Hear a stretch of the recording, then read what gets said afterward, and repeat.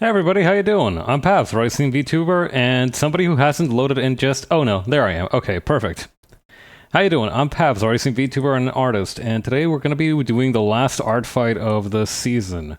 I'll count how many I've done this time around at the end of the session, but we've done quite a lot this time.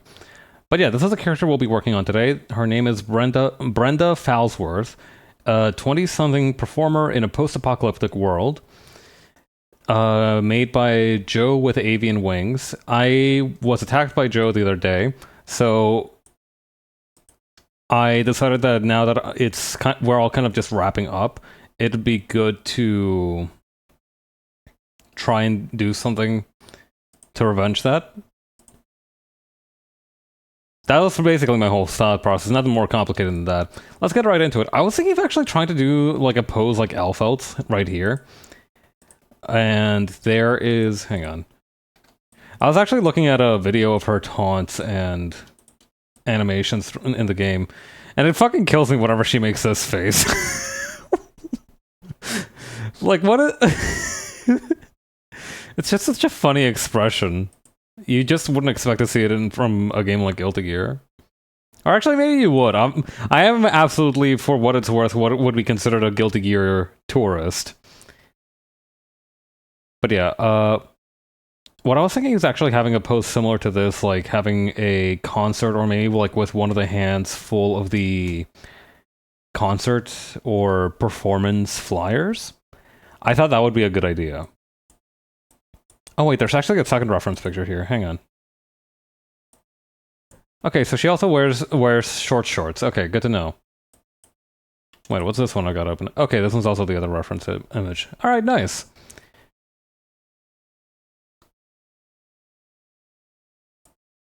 Let's get started then.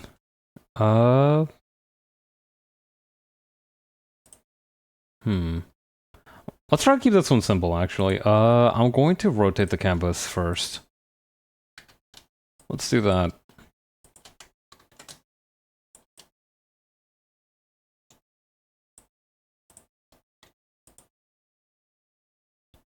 Uh, 90 degrees clockwise. There we go. And let's shorten that up a little bit. So maybe 2,200 by 3,000. That seems about right. Yeah. Unfortunately, I don't have an idea for like what the performance is. Maybe she's like an acrobat or a singer. That's kind of the vibe that I get from her costume. It feels very old school, carnival style. But yeah, let's see. I do like the idea of having a ribbon on it. Okay, so maybe... This is a blank layer? Yes, it is. Alright, we'll get started with that.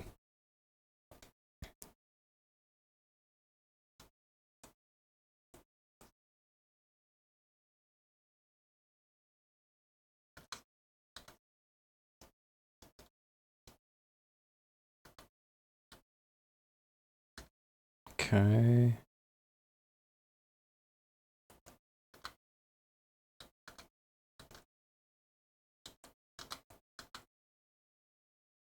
Thinking of just kind of like...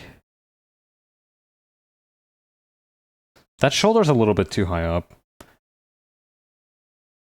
I feel like I do characters with like tense shoulders a lot. I don't know. I don't know what that says about me. I don't know. It feels kind of... I don't know, actually. Why do I do that so often? I think it's just a good expression for tension. And I do think that's appropriate for this, since we're trying to make it to be like nervously handing out a flyer. Maybe not nervously so much, but definitely a little excited, a little bit,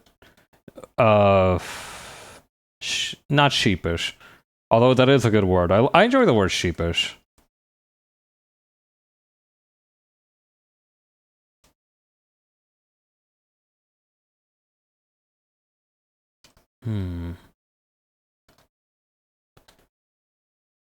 Sink this down a little bit. There's too much neck going on right now.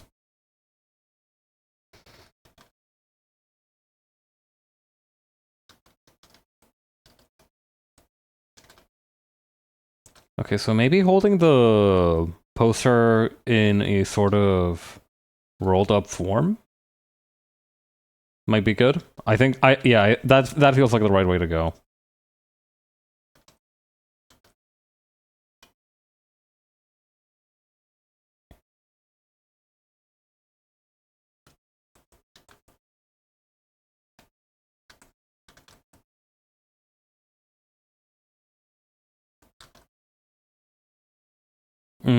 That's not the way the poster would roll. It'd be kind of more like this.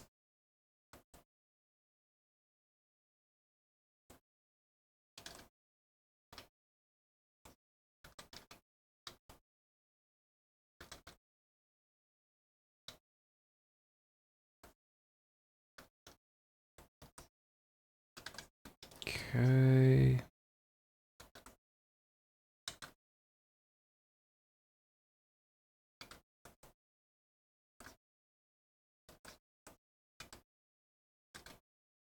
And then with the other arm holding onto the stack of posters, should that be underarm or overarm?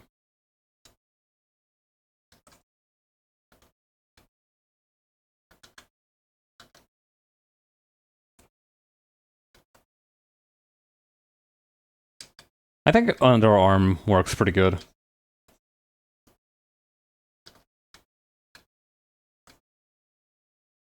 Although I do feel like the proportions on this are all wrong. The arm, for example, I feel like that needs to be longer in a variety of ways. Unless... Hang on, I've got an idea. Before we get too far into this whole thing,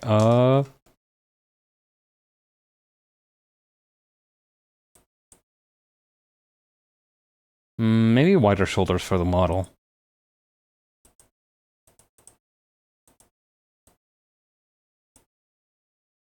That seems about right.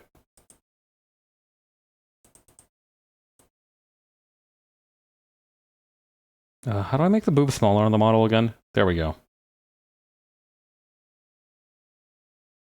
This seems about right. May thicken the arms a little bit once we get there. Did we flip the canvas at some point? That feels weird. When did I do that?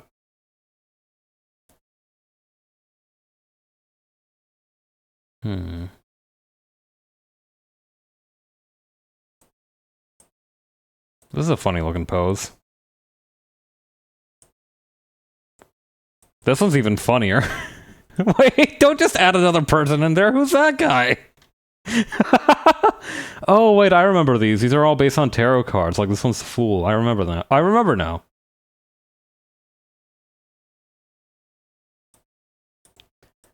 God, I do wonder in which situations are going to use some of these. It's nice to have them, don't get me wrong, but at the same time, it's like, what would be the context precisely?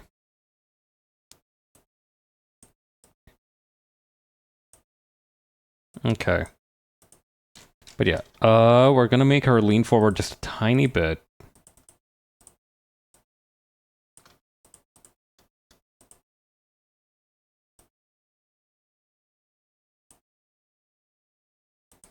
Now to do that, we just need to connect, manipulate, I guess, with some of the joints here. The problem with being hunched forward like this is that it's very easy to make it look like, especially with the hands like that. That's communicating a very kind of it's communicating more nervousness than anything. So we gotta fix that real quick.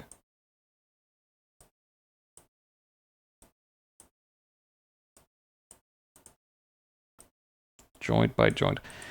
I've always wondered what it's like to do animation digitally, or rather than digitally. I know what it's like to do animation digitally because I've technically done it before. But I mean with 3D models, I do wonder. It must be to some extent just posing the model for each keyframe, and even if you have software and tools that help you figure out what the in-between frames for that would look like, it still seems like it'd be a gigantic hassle. Not more so than conventional 2D animation, but still.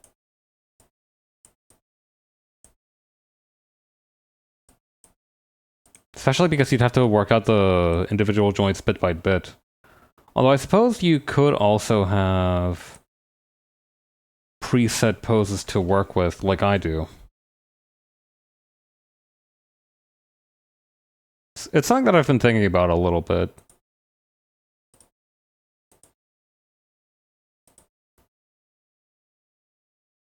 So much just an unbelievable amount of work goes into... Oh, maybe holding a pen case would be good for the poster.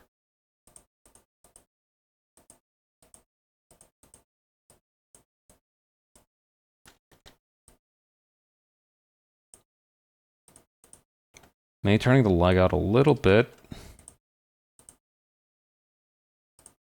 The leg, please. There we go.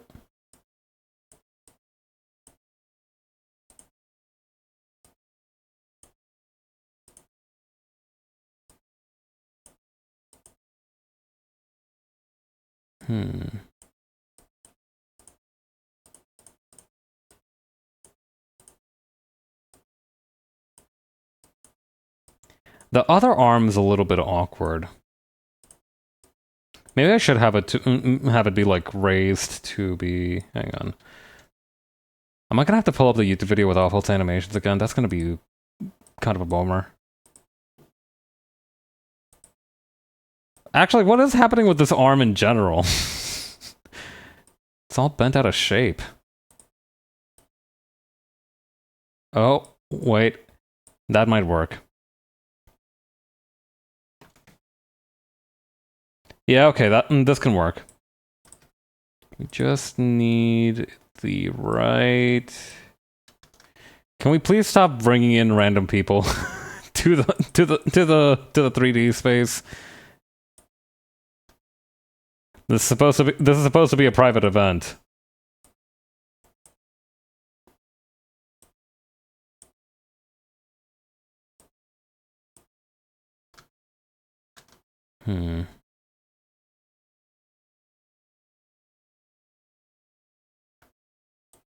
Holding a dictionary? Would that work? No.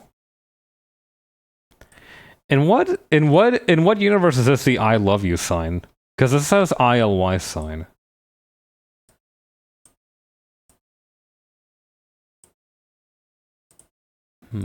Maybe with the hand closer to the hip?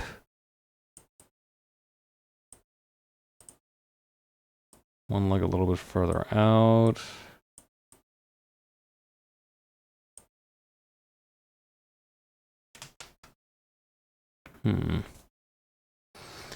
This feels like it's going somewhere. This could be something. I think a lot of it will depend on me to develop, though. For example, the head. We're gonna make the head just a tiny bit smaller. Okay, perspective. This is how I win. Shrinking her away until nothing remains, therefore absolving me of my responsibility. No, that's not the way we're doing this. So, okay, yes, okay, this... Very good, okay.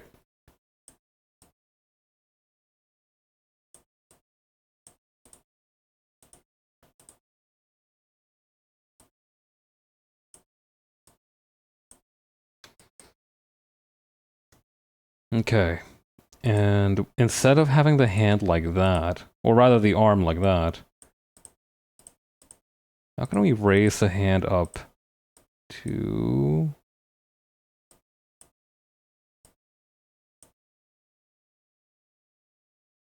I've lost track of which thingamajig does what. Is this okay, that's the elbow one.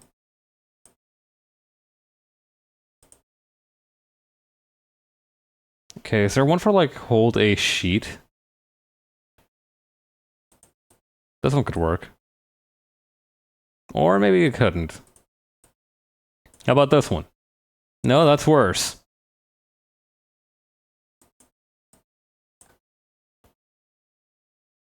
This could work.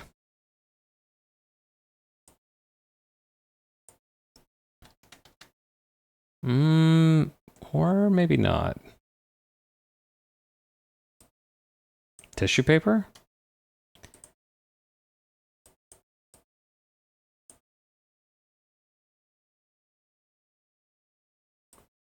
Hold an eraser?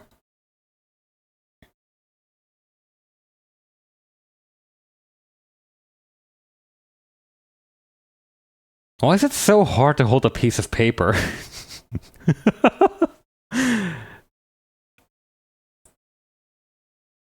It really does kill me whenever that some of the simplest gestures we have in real life are some of the hardest to draw. Like making a fist, drawing a fist, that's pretty easy actually.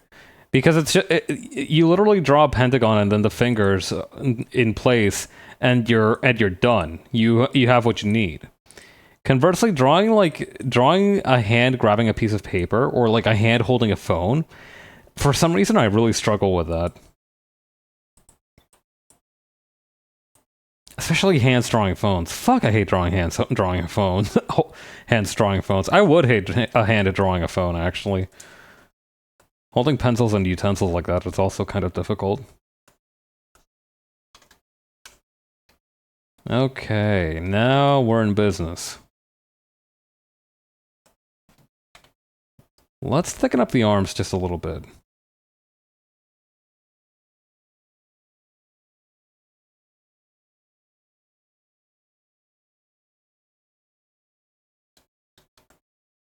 Yeah, that seems to match more with the reference. Okay.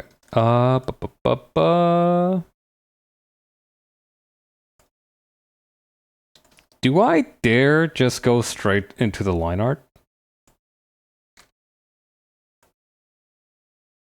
I'm feeling fair. I don't know. I'm feeling pretty saucy today. I might go. I might do it. You know what? Fuck it.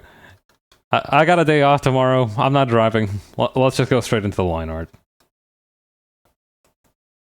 This is going to be fine. There will be no consequences to this whatsoever.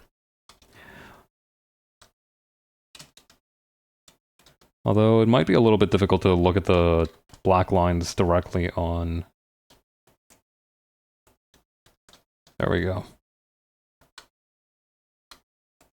Might just reduce the opacity of this a tiny bit further.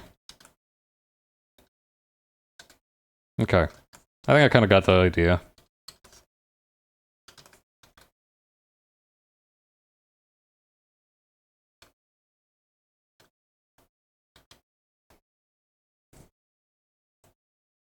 Something that I've been thinking a lot about recently is same face syndrome.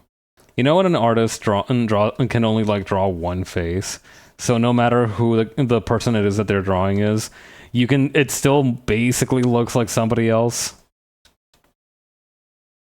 It's more notable in some cases than in others. Like a very popular thing to do is to take the art of these characters and just like swap their hairstyles around and they barely look different. This isn't always necessarily a bad thing. For one thing, there are a variety of art styles out there, and in some of them, it does lend itself well to having a specific look, such that even if you swap the heads around a little bit, it still looks more or less the same. Like, imagine, for instance, if you transplanted the heads of the different Chikawa characters from one onto the other. For some of them, like that funny little rabbit that goes around terrorizing people, you would still be able to more or less tell it's them because they have a slightly different design.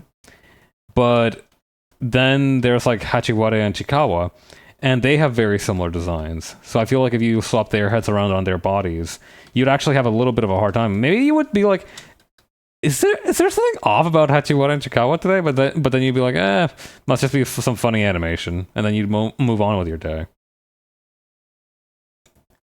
I don't know. That's a fun doppelganger question. How many animation errors do you need before? That's not actually a doppelganger thing. I feel like that's just maybe a fun drinking game to do whenever you're watching poorly animated television series with your friends. How much of it is animation error and how much of it is supposed to be deliberate foreshadowing or whatever as a literary device? Because sometimes you try to do something sick, and I feel like it, depending on your skill level or the degree of care that has been put into the rest of the animation, it just doesn't work out.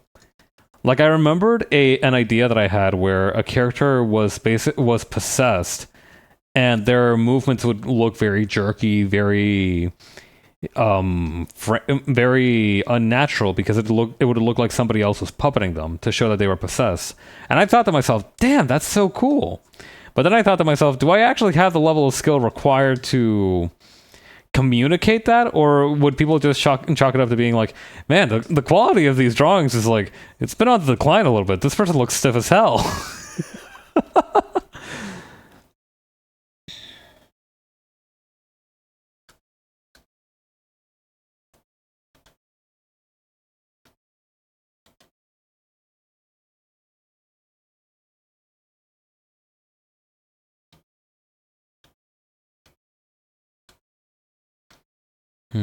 I guess it depends on the visual language you've been using so far, right?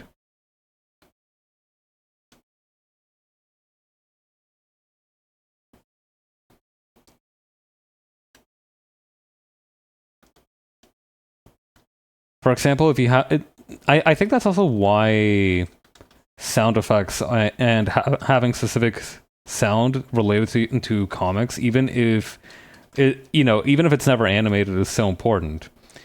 There is this comic that my friend Raph introduced me to a while back called Lavender Jack. I ended up binge reading it, and one of the things that I noticed that was pointed out in like one of the artist Q&As is that the main character doesn't really have a weapon. What he has is this funny machine that can essentially use vibrations to detonate gunpowder. Which, if he like aims it at a pistol, for example, and the pistol's loaded, the pistol will explode in the person's hand.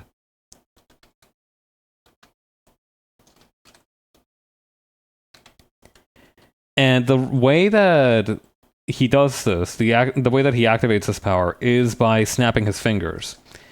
And the author of the comic, Dan Schady, was very particular about this. He described in the Q&A after the first season, I believe, that part of the process was making sure that the attack, for as much as it is an attack, had a specific sound associated with it, so that even if the actual one was harder to read, or some of the panel was illegible, or even if you couldn't see anything, if you saw that sound effect, you would still be able to understand what was going on. Like if you saw like a vignette of somebody snapping their fingers, or the snap of a finger, you would still be able to tell, oh, okay, he activated the power.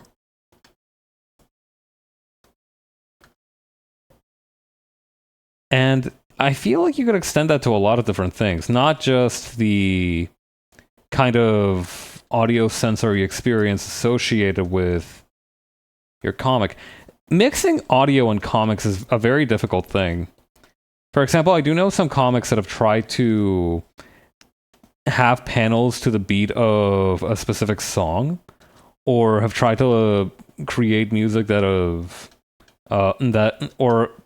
not create music, but essentially they try to sync up music with their panel so that you can listen to the song while you read. And while that is really cool as an idea, the times that I've seen it done just felt kind of whack. I didn't really enjoy them. That's not necessarily a skill issue. That might be like a reading skill issue, though. I don't know. Maybe I don't read comics correctly. I do feel like I devour comics as a medium faster than really any other. I don't know. If I'm reading a book, maybe it's because text has a much more profound effect on me than pictures. Like, I'll look at a picture and I'll be like, whoa, that's cool. And this is not good for me as an artist, right, to be saying this. I'll look at a picture and go like, wow, that's cool. But then I'll like read something that really makes me stop and think, and I'll be like, damn, I gotta reflect on this. Like, don't get me wrong, there are sequences and pictures and animations that make me keep kind of coming back to that specific well, because it just is that good.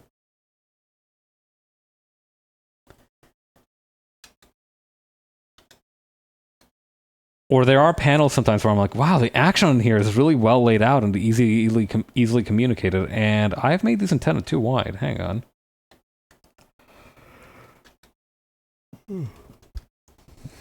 I remember the first time in a long time where I felt really impacted by the artwork of a comic book was when I read Prince of Cats a while back, which I highly recommend as a graphic novel. It's a retelling of the first couple of acts of Romeo and Juliet from the perspective of Tybalt, but it's also set in 1980s New York, but people are still carrying around swords and everything. It's awesome. I cannot recommend the book enough. And also, everybody still speaks old-timey Shakespearean English, which, again, is awesome.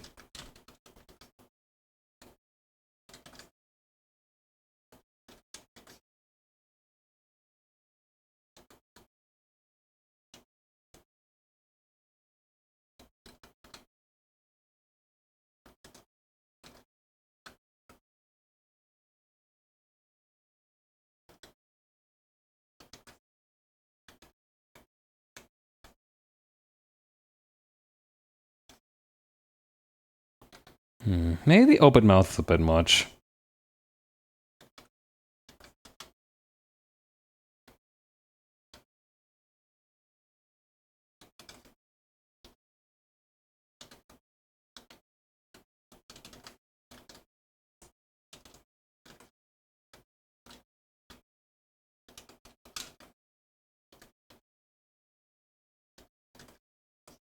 Any other hints for the eyes? She wears eyeshadow, but that's not really much to go off of.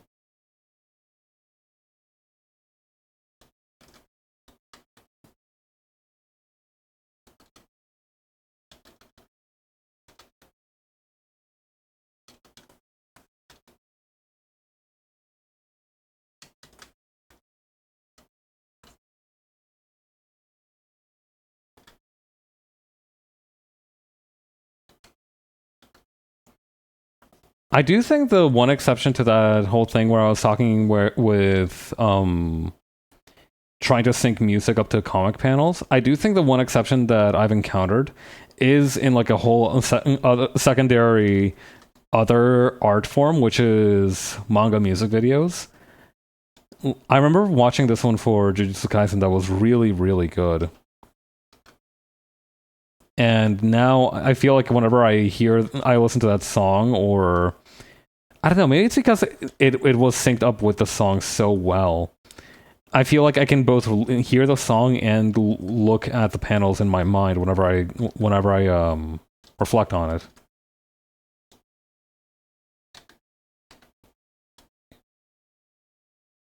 So yeah, I guess the easiest way to associate music with your comic panels as an art form is to just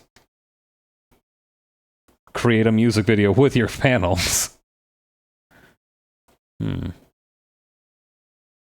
Maybe some enterprising individual can find another way. That's the only one that occurs to me for now, though.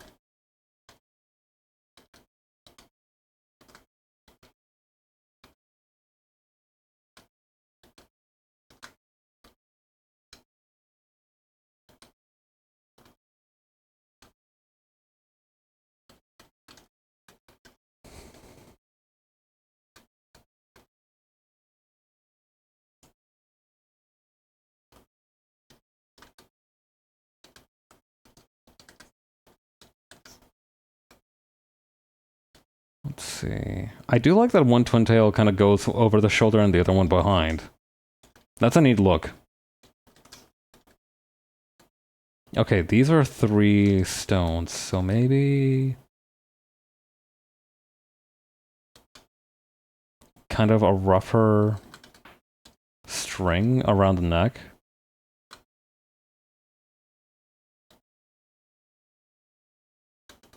I do remember reading I was a cheeky little brat in middle school. I realized that there were Spanish classes available, and I didn't want to have to study any of the other languages, so I signed up for the Spanish course.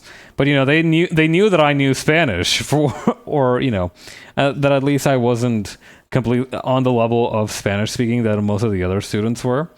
So they basically put me up in a very small class with a teacher who normally taught like the high school kids Spanish and was teaching like, okay, these kids are getting ready to learn like college level Spanish. So I would read like Treasure Island or whatever the hell else in Spanish for that class, and I would have a lot of different assignments in that class.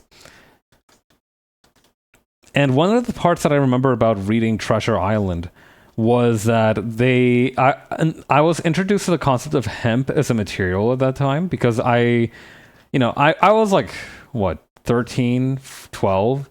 I had some understanding of what materials were, but not anything specific. Like I had heard the word polyester before, but I hadn't really appreciated what that meant. And so they were in the book. They were talking about like this hemp bag, or this small bag made of hemp that was also tied around like a hemp cord around the guy that gives the kid the map around his neck, right? I remember looking up what hemp was and being like, "What does this guy got a necklace made of weed?" To give you an idea of the dire state of education nowadays, I knew what weed was before I understood the concept of the material called hemp. Ay, Dios. Funny class. I don't think I really understood what I was supposed to do in there. But the teacher was very patient with me, so it wasn't bad.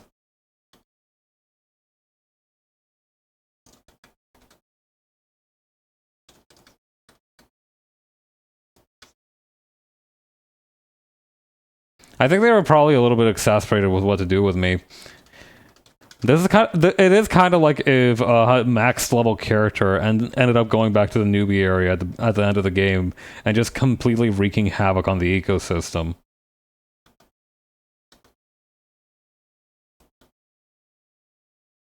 I should have felt worse about it in retrospect, but meh, fuck them. I hated that school anyway.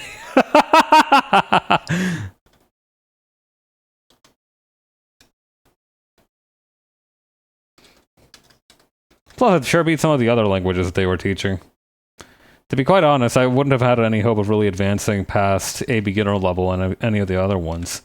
It was basically the choice between, okay, do I want to go to this class where I'll be completely dominating anything without much of a challenge, and they'll have to work really hard to make that challenge for me, versus do I want to go to a class where I will be challenged literally every step of the way because everybody else has been spending time learning this other language, and I'm basically just going to be starting from scratch. So when put from that perspective, the choice was much easier, I imagine.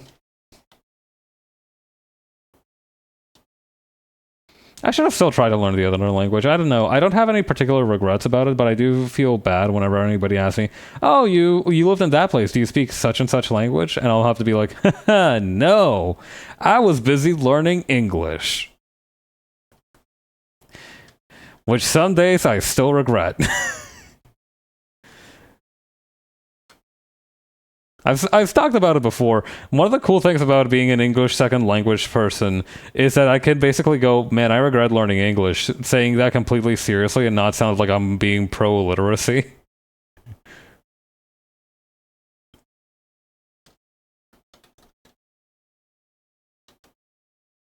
It's a very powerful, not necessarily a diss, but definitely like a phrase to whip out for fun and profit.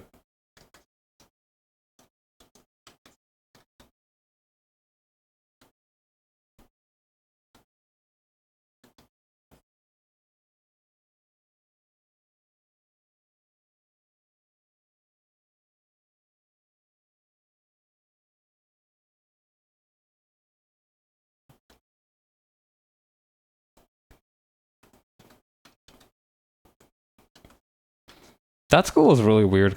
I think my issue with that school is that my understanding of English was like just beginning to crystallize.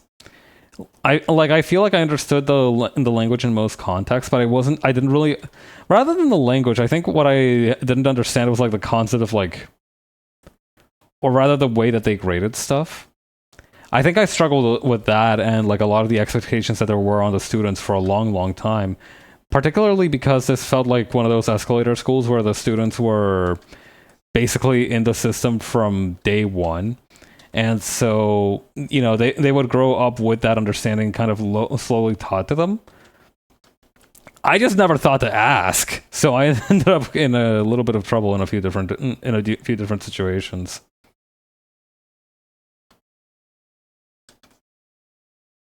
Strange times to be a child indeed. Thankfully it all worked out more or less. I feel like I'm good at asking questions when I know I'm supposed to be asking questions. Otherwise, I just kind of go with the flow. And then when people are 5 months later, are like, "Hey, did you do this? Why didn't you do this?" I'll be like, "I don't know. I guess nobody's told me to do that." I don't know. I'm like 12. I'm big chillin'. I don't know what you want me to say.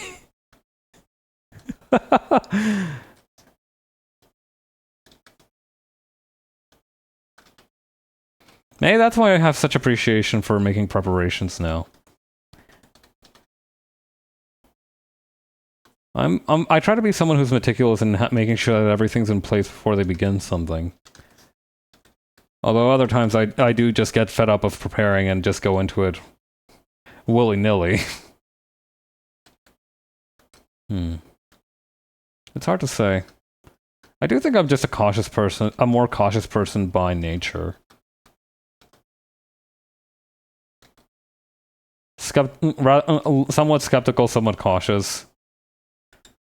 Not skeptical about everything that I should be skeptical about, sadly, but, skeptical enough that I still am basically undefeated in the simulated phishing emails my company sends me. It's really funny that they do that. Yeah, no, don't worry. Our security isn't actually breached. We just send these emails to fuck with you, and you have to take a course in web security if you actually click on the link. It's all goofs and giggles. Don't worry. But yeah, I haven't been caught slipping once yet, and I'm still waiting for the day that one that's like good enough it gets past my defenses. I kind of just want to see what the web safety course is about anyway. I wonder like the extent to which it'll be patronizing, the extent to which it'll be stuff that I hadn't even realized could happen. War has changed. There have been some developments in cyber hacking and whatnot since I took my last web safety course. Hilariously enough, I think a lot of my understanding of web safety came from a online game that I played when I was still growing up that had it was profoundly strange. It had a bunch of different mini games, right? It was a very typical kind of like Club Penguin knockoff. But what was fascinating about it is that one set of the mini games also had like small animated shorts about this cat who was learning web safety called Faux And it was some ordinary stuff like never give your information out to strangers. Strangers could use different things to trick you, etc., etc.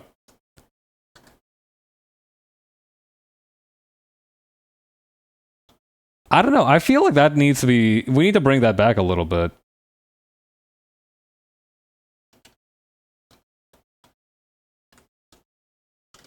I feel like kids these days are pretty sharp about that sort of thing, but you can't be too careful. Speaking of things you shouldn't trust online, be gone, machine.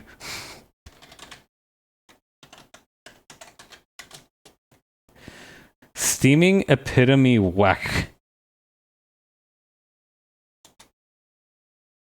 Hang on. Oh, sorry, that was blocked. I need ban. There we go.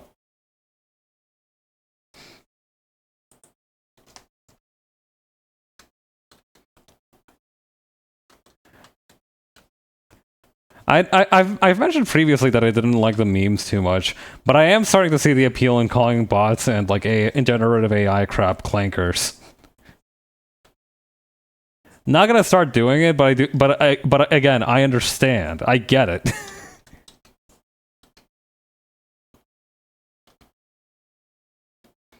You know, come to think of it, this is the second time I've run into somebody that I've just randomly attacked that also has fishnets as part of the character design. That is something that kind of cracked me up, is that a lot of the attacks that I received this year are just from random people that I've never met before. And it's like, okay, so this is what it's like from the other side. Because, like, I do that.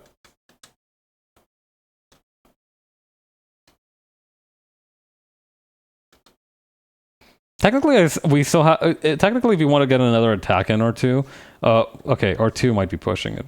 But if you still want to get another attack in, you still have until noon tomorrow to get the last laugh. So I encourage you to try and go for it if you feel like if that's your warrior's way.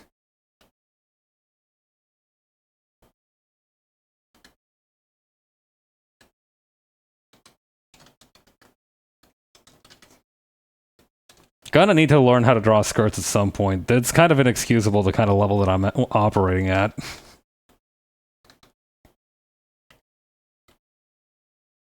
Of course, I could be one of those 5 million IQ folks who just draws everybody with pants. But that would be oppressive to some people. Like, what if they just don't like pants? Unless that would oppress the pants. I don't know, I feel like most people have worn pants at some point nowadays. You know, it definitely feels like more like one of those things that you kind of just get over with more and more. Like, you take me back 500 years? Yeah, I can believe that there's people who've never worn pants in their whole wide life. But, you know, nowadays, I feel like most people understand at least the concept of pants. They're, if not understand, they're at least familiar with them to some extent. You know, you bump into a random person on the street who's like wearing like a skirt or something, and you go like, "Hey, you heard of pants before?" They probably go, "Yeah."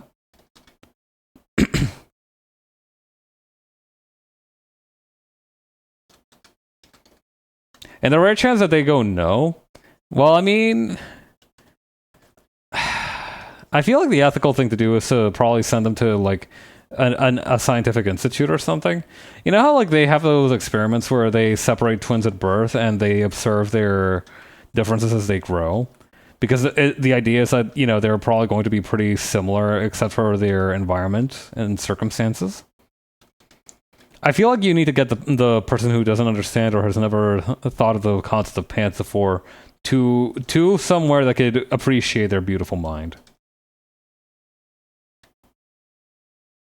Feel like they're an endangered specimen of sorts. They could contribute a lot to our current understanding, I feel.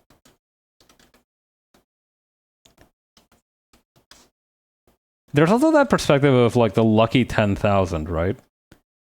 If you've never heard of that before, there's this idea that, or I think it came from an XKCD strip, that whenever you encounter somebody who has never heard of something before in their life, hang on. I completely forgot the conceit of this. I'm gonna look it up real quick.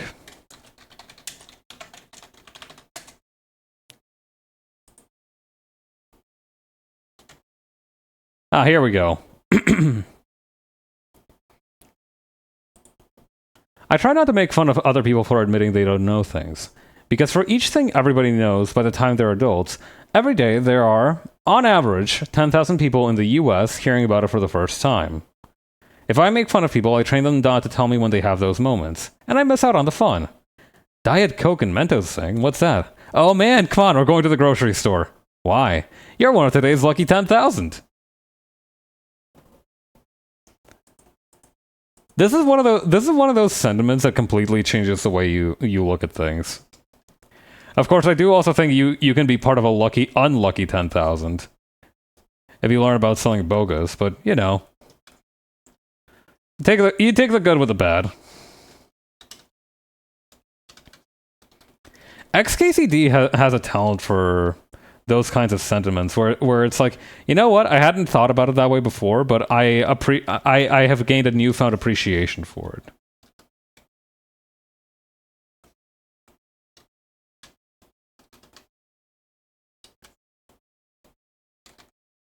You know what? I'm gonna give her a more goofy smile.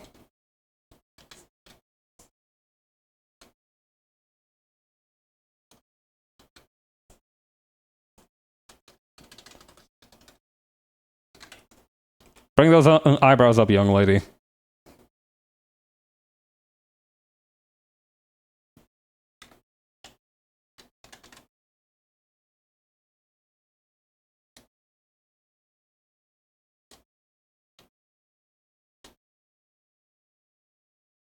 Actually, let's make the whole eye taller, too. Why not?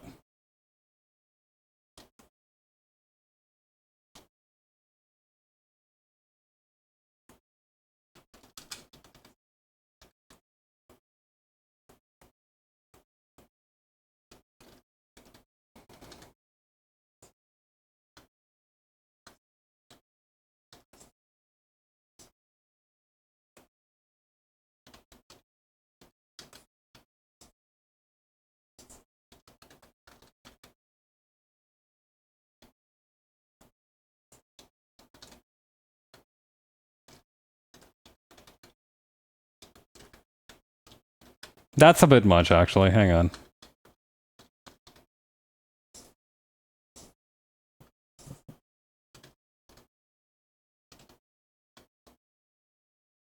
I also feel like this eye's slightly shorter than the other one. Let me do something about that real quick.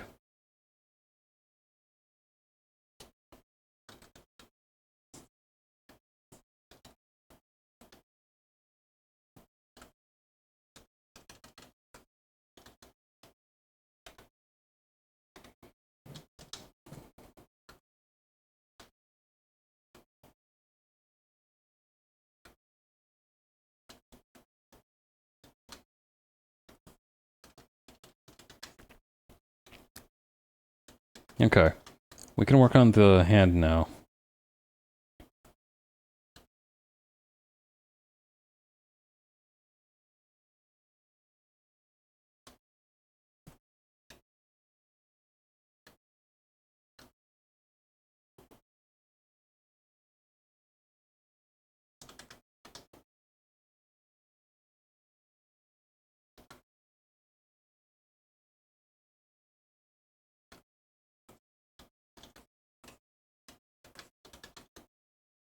Okay.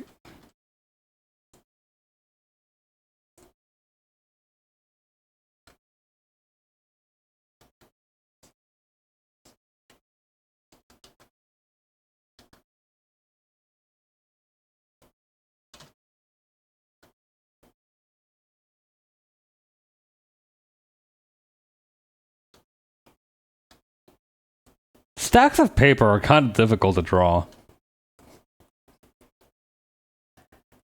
Oh, I don't know. Maybe I just don't have enough literal bands in my life to kind of appreciate the kind of way that they fall and heap together.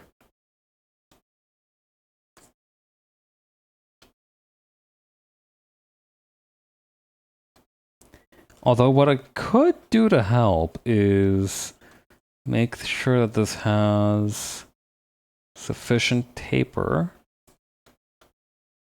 So that way...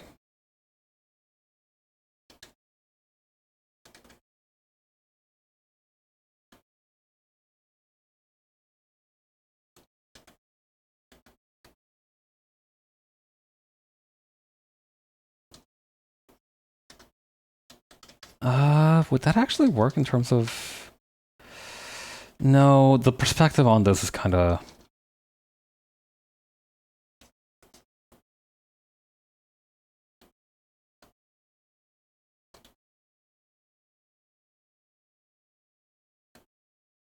I'll make it work. I'll make it work. This can work.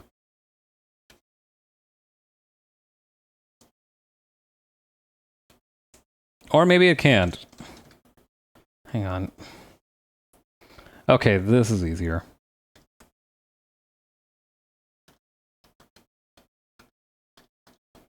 Okay, well, let's go back a couple steps. Okay, this could work. This one could work.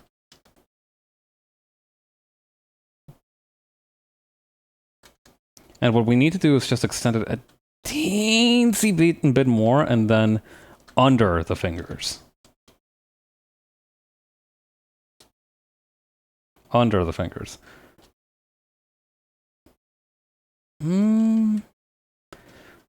Or maybe that... Yeah, no, actually this works too.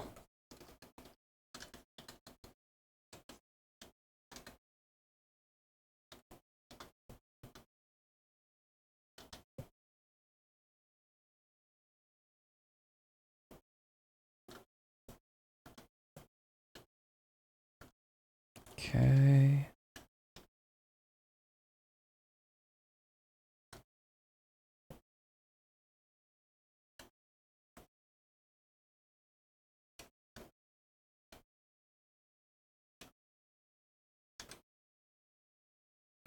All right, nice.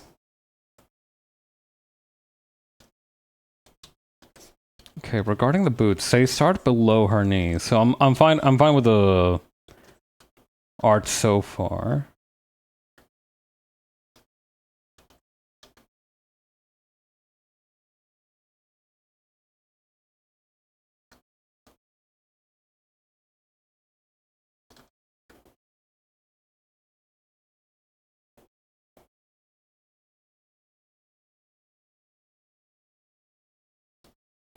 We're gonna need to do some funky stuff with the perspective on this one.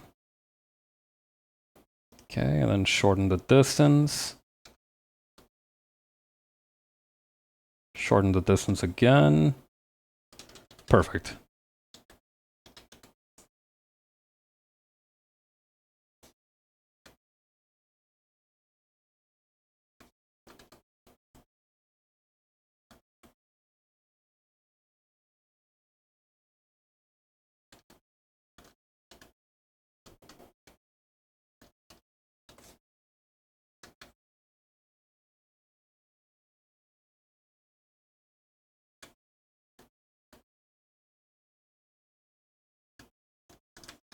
All right, this looks about right. We just need to finish the boot here.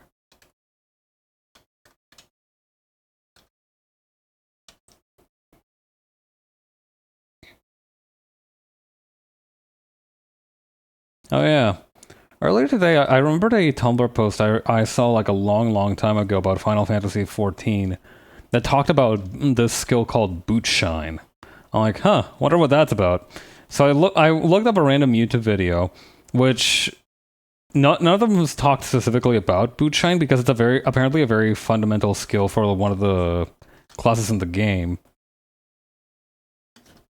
But it still kind of communicated to me the kind of insanity of the post. Because it literally just... First of all, the post by itself is just very enjoyable, because even if you have passing knowledge of MMORPGs, it's kind of easy to universally understand that having one skill for every button on your hotbar is kind of an insane thing to do. But then I got more appreciation out of the joke by learning that the skill in question, Boot Shine, was actually a level 1 skill. You literally learn it as the first skill of the job. And that made the joke hit so much harder. I don't know. It's like the whole One Punch Man bit of doing 100 push-ups, 100 sit-ups, and 10-kilometer running every single day.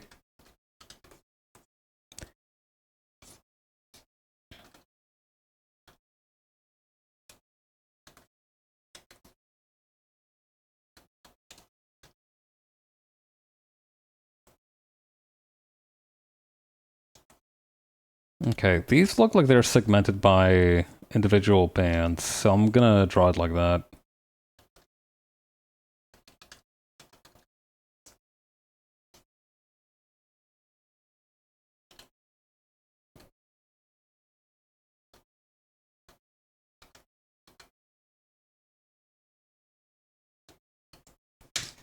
I've got a pretty good opportunity coming up this weekend to just do something meaningful, but I'm not sure what it's going to be just yet.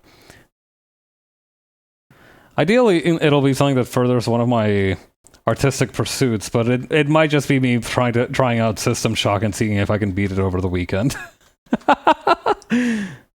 Which isn't a bad thing to do, honestly. It seems like a game definitely worth experiencing.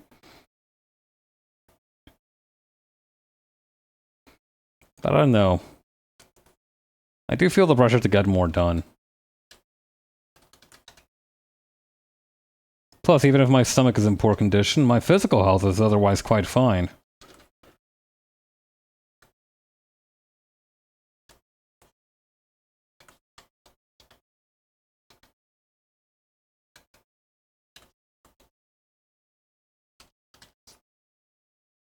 Okay.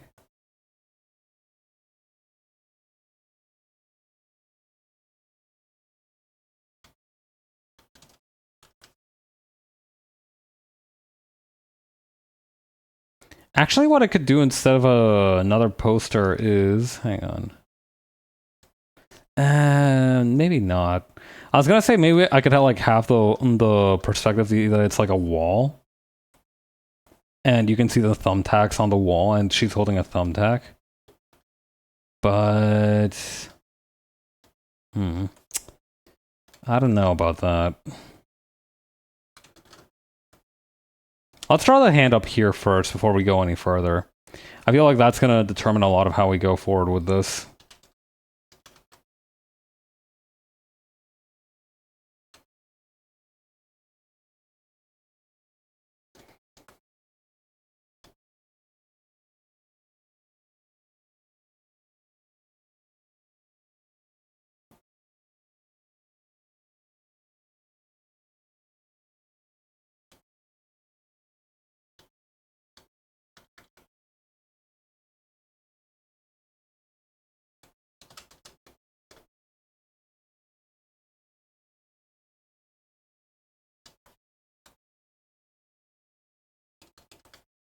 Okay.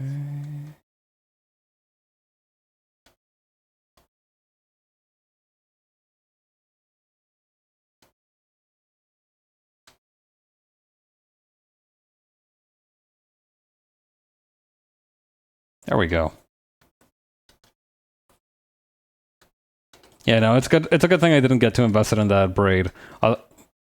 Could you call it a braid, actually? Because you don't actually braid it so much as you just appropriately space... Whatchamacallit? It's like you appropriately space out hairbands. I don't know if you'd call that a braid.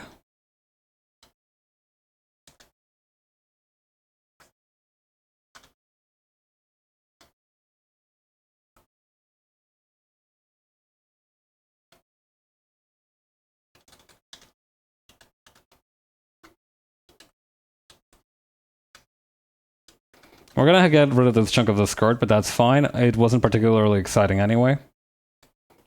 It was an unfashionable neighborhood of the skirt. Not neighborhood. What was the phrasing in Hitchhiker's Guide to the Galaxy? An unfashionable neck of the galaxy. It wasn't an unfashionable neck of the skirt.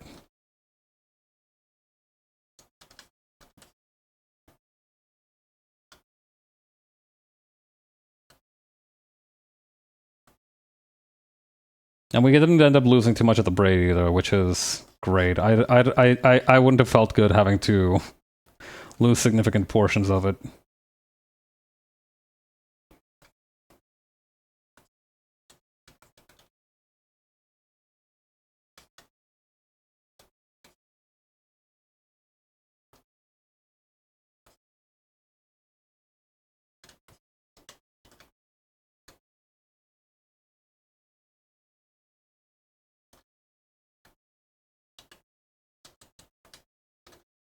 Okay, and her arm is going to kind of just jut out from the shoulder as it does.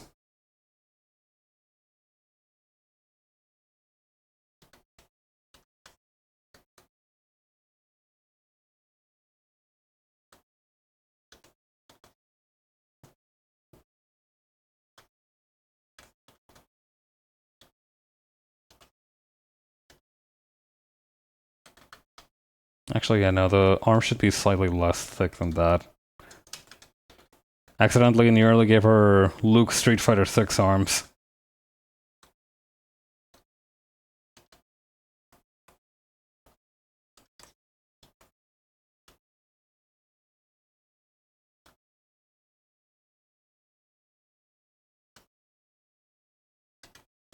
Okay, I think that's the line art good, except for whatever's on the poster, which I'm still working out.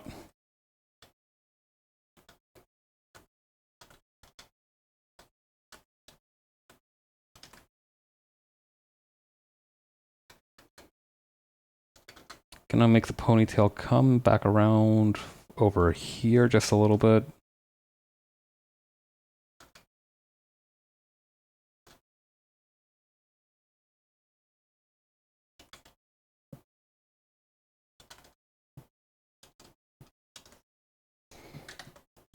Actually, wait. I'm remembering something.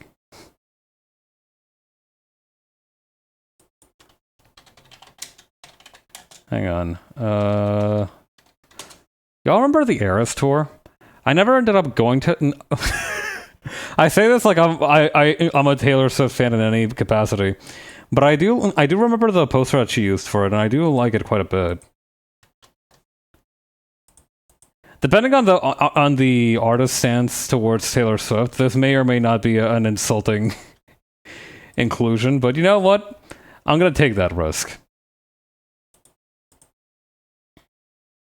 Although it might be a better idea to just hang on. Yeah, actually, it might be a better idea to make the poster on a separate layer first.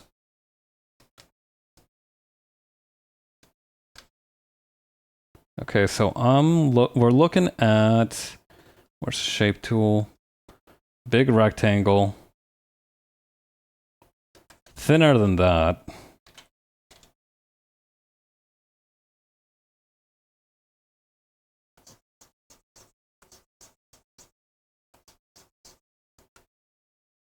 Yeah, that seems good. And then we're gonna add some lines.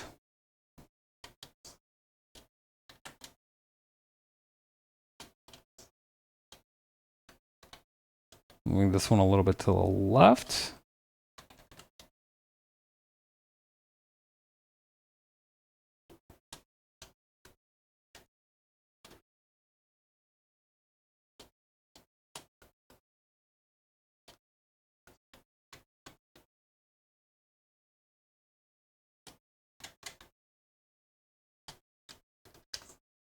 Okay, so that's 1, 2, 3, 4. 1, 2, 3, and then we can just scale this down, put this back up.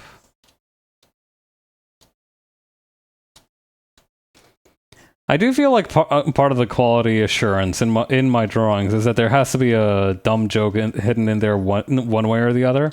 I think this is the perfect amount of stupid, quite frankly.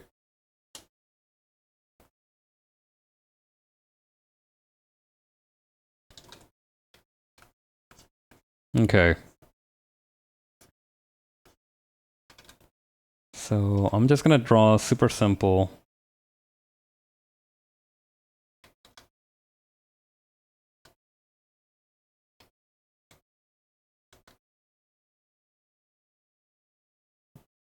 Smaller than that, I think.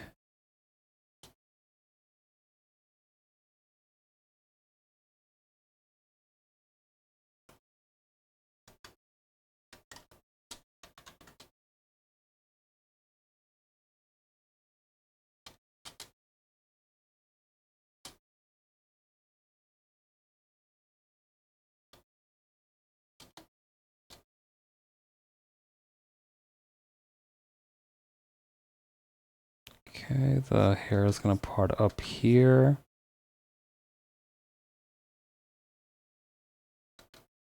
This will be a good warm-up for the coloring.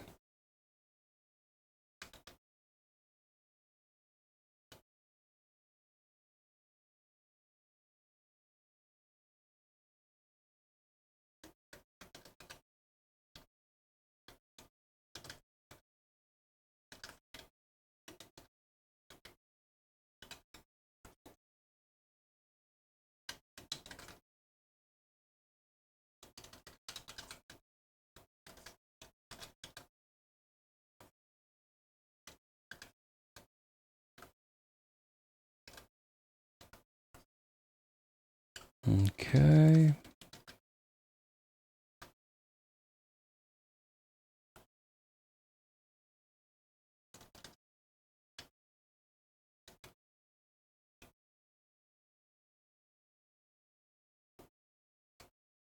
Okay, now the arm looks like it's slumped a little bit, so it needs to be like this.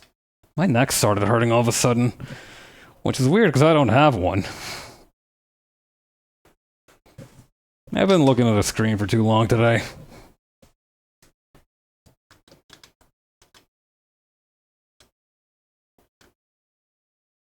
The human body is a funny thing. Things that you didn't really know could hurt randomly just start randomly hurting one day.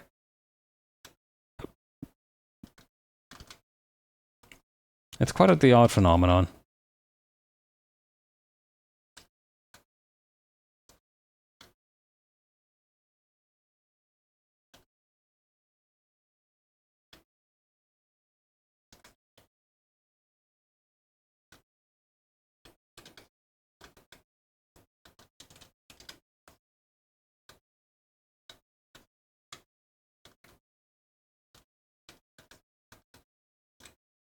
Yeah, a little bit higher than that.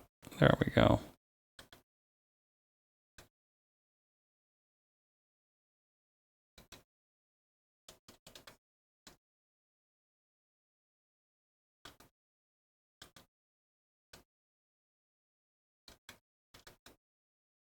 Oh, right, the braids. Don't just go for getting those, man.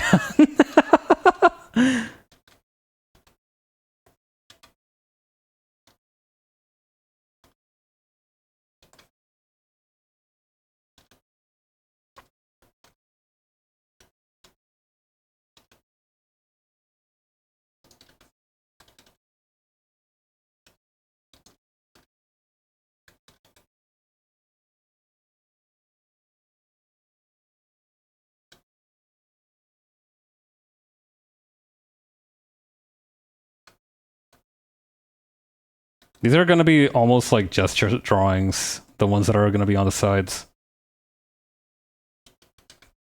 Completely unimportant to the rest of the story.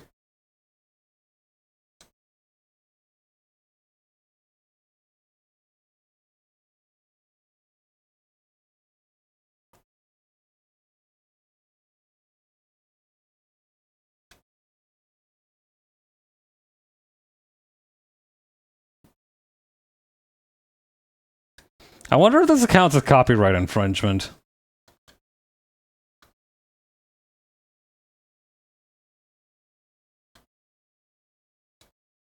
Meh. It would fall under parody and fair use. I'm not too particular. I'm not too scared. Although it is a crazy world we live in. I do remember seeing it once upon a time in an ice cream store that had a whatchamacallit,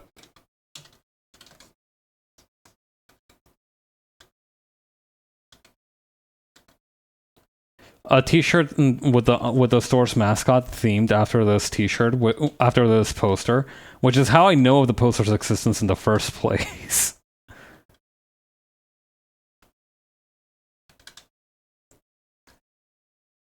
And when I saw it, I was like, "Wow, that looks cool." And then I looked up what like the reference was, and I was like, "Oh, okay, so it's a Taylor Swift poster. I see. Nice. Okay." I learned something new that day, but at the same time, I was like, "Are we allowed to do this?" I'm not gonna go around snitching, but like, is this permitted? I didn't know we were allowed to just do that. If so, baller. If not, I guess I'll keep my mouth shut. I'm not too worried about about bringing it up on stream because of the fact that first of all, I have 200 followers, and second of all, I have average 0 reviews on the VOD. So unless some enterprising lawyer is watching the stream and like rubbing their hands together like a fly, I'm sure it'll be fine. Right, the braids.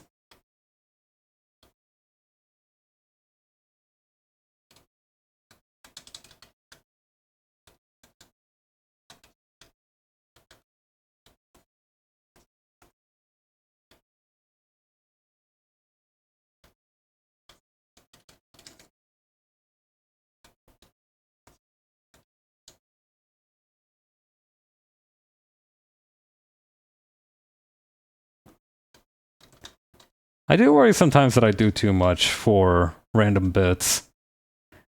Like, I thought this would be just a funny 3-minute thing to add for the shits and gigs, but this is, I think this might actually become something of a small production. But like I said, I actually have all the time in the world tonight, so I'm not too worried.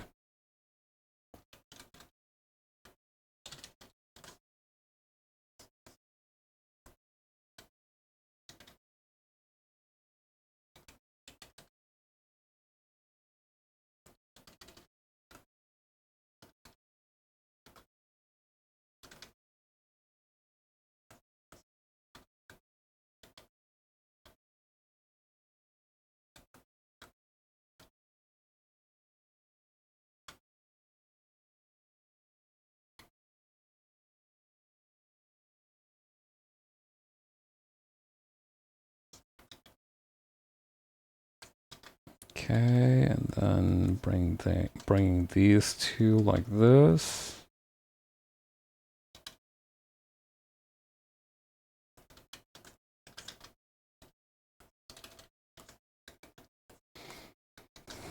Okay.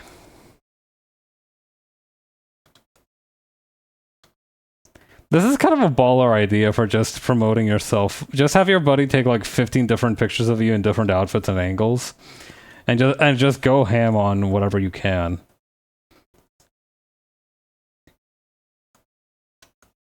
I don't know. It communicates a special idea, I feel. Like, I think for the Eras tour, I do know that like the whole Taylor Swift era thing is like, oh, you know, this is like the current thing that she's doing. This is the current thing she's doing now.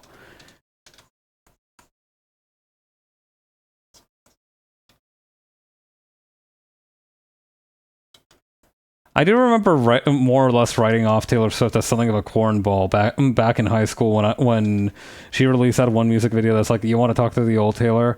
She can't come to the phone right now. She's dead. And I was like, oh wow, that's really corny. I'm sure she's living her best life though.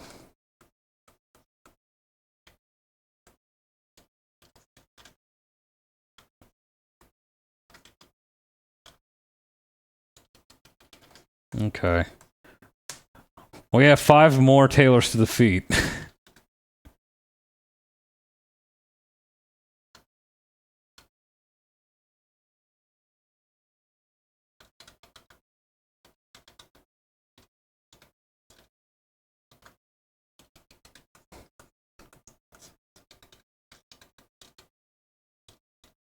I remember somebody once calling the Taylor Swift Eras tour the Shen Yun for white women. I have no idea what that means precisely, but I do remember Shen Yun being like a acrobatics opera, so I'm assuming it has some kind of similar connotation.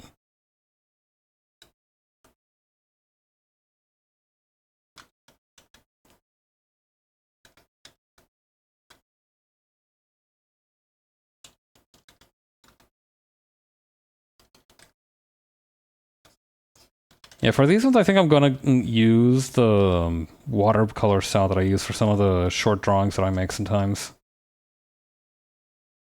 I feel like that'll just be faster.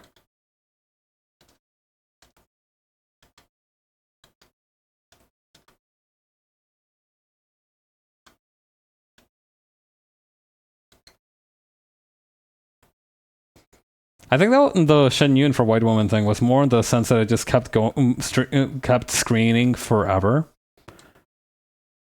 Although I do hear that it's come to an end, though. Being a musician seems particularly tough.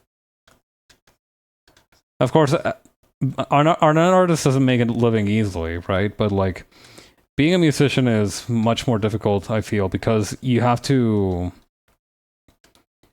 I feel from what I've heard that the only reason that they make money at all is generally because they're always on tour, and because they're always on tour, they struggle to continue writing songs and creating new albums.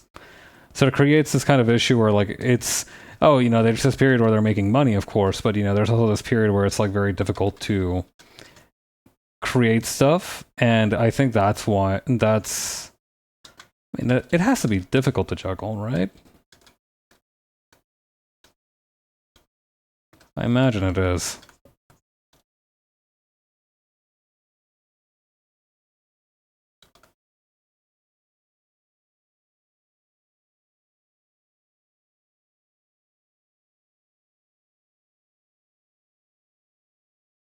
I mean, it is similar for artists, though.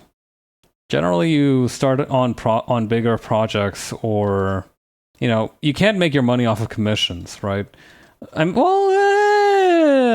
mean, you have to kind of do the math on that, right? If you can swing like 10 commissions a month, and hang on, so let's say you needed, I don't know, 1,500 Canadian dollars to get by per month, right? So hang on, calculator. You needed 1,500 Canadian per month to get by. So let's say you charge $50 per commission. You would need to do 30 commissions in 1 month. So unless those are like super quick ones, and first of all, getting 30 clients in 1 month, I feel like is very difficult. So you would want to price higher, in which case it'd be 1,500 divided by, like, let's say, 50 is a little low. Let's go 85. 17. Okay, you would need to do, rounded up, 18 commissions per month, which is still nothing to sneeze at, really, but far more manageable. But yeah, broadly speaking, the economics of living off of commissions seem extremely difficult unless you're either working with a very low living expense budget, in which case, that's rough in its own ways, or you're charging out the nose for commissions, which is possible. There are people who are just that in demand that they can just ask for God knows how much for a commission, and they can still get it. And good for them if they can, right?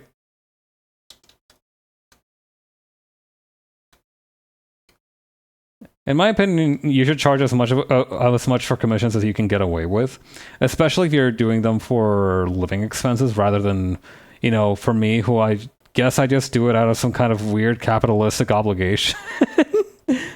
And because I want to draw stuff for my friends and they want to pay me for it. That's a good a reason as any.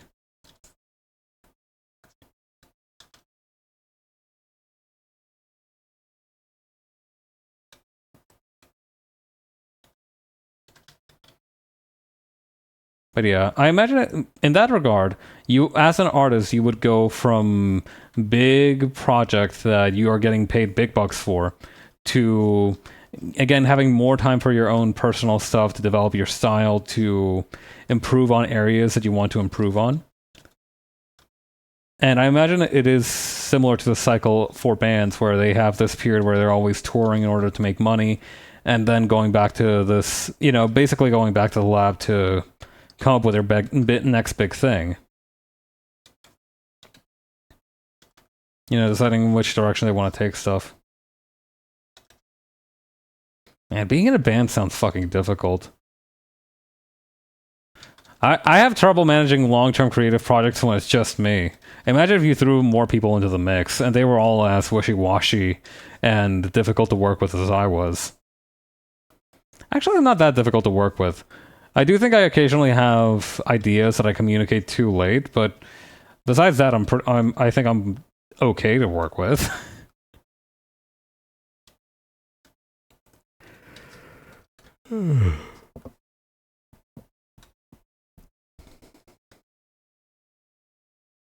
I am gonna give this one sunglasses just because.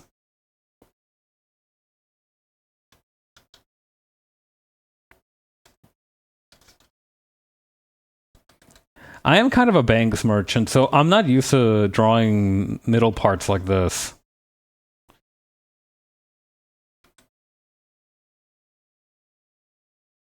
I don't know. I feel like so much of contemporary character design has fallen prey to Banks merchantry that it is just kind of like, whenever a character shows even a hint of forehead now, it's like, oh, check out what I can do, and people just immediately start drawing tic-tac-toe boards on them.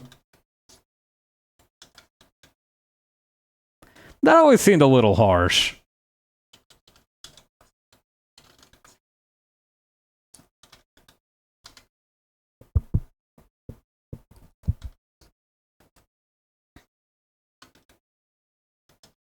This looks less like the Taylor Swift down there and more so like that one frame of Char being like, I came here to laugh at you.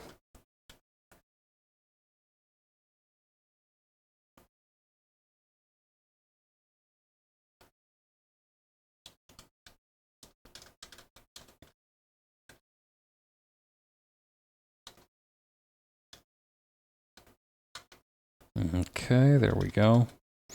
Unless that was like Quattro Bahina, in which case, you know, that's absolutely not Char. I have to watch Gundam at some point just so I understand what the fuck is wrong with that man. Everybody talks about him like he's some kind of demonic tulpa, and I just want to know what his deal is. From an outsider's perspective, Char's deal is that he has mommy issues, but I'm not even sure if that's accurate precisely.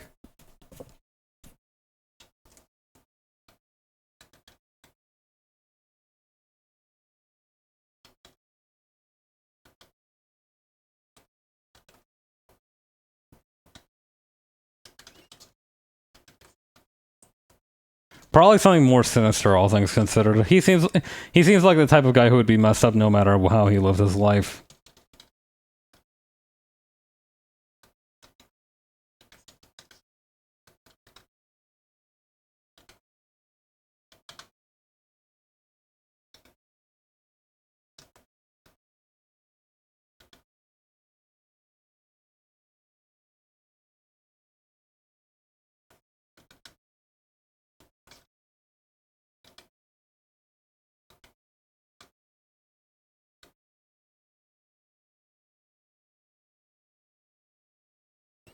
I feel like it's just that blonde man's fate to torture everybody else with his own psychological problems for the rest of time.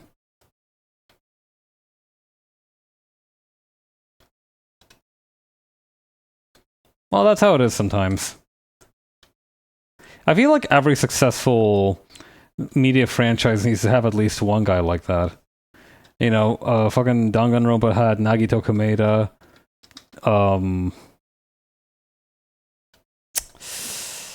It's really bad that that's the only example I can think of right now. That doesn't reflect well on me as a person, I think. I know there's that guy Aito from friggin' 100 Line that all of my friends have been talking about and like wanting to put him in a microwave and shit. Maybe he's got something going on. I don't know. I haven't played 100 Line yet. I will at some point in the distant future, but not today.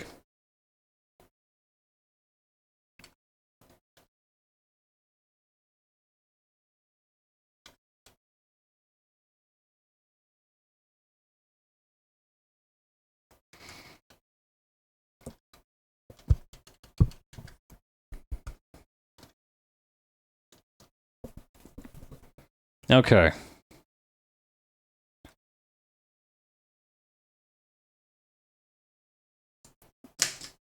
How long did I spend drawing this?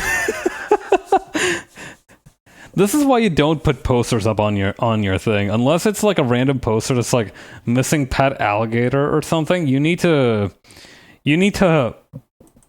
resist the siren song of adding detail to the world around you. Lest the experience destroy you whole. We can probably get Alfeld out of here. Get Shorty out of here. She's built like a J Electronica verse. Ay Dios. Actually, hang on. Bring back the Taylor Swift poster one more time.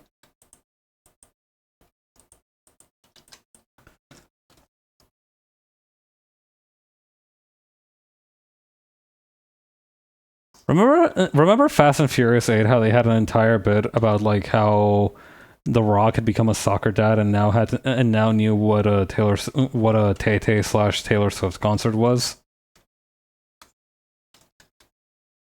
I wouldn't call that bit funny, but it did stick with me. So I don't know if you would call that a success. It feels disingenuous to characterize it as such.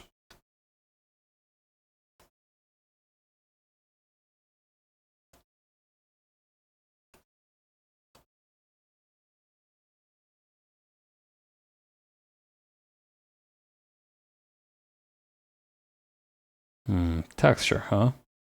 How about this one?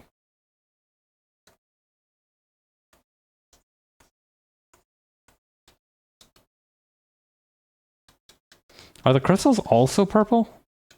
That they are. That saves me some time.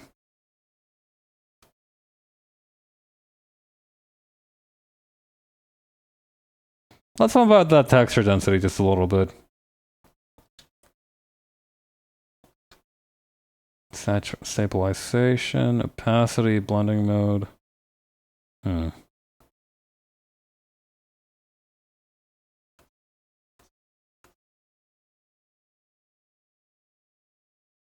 actually, I know something that I can do really quick to make my life easier, so just make this a clipping layer.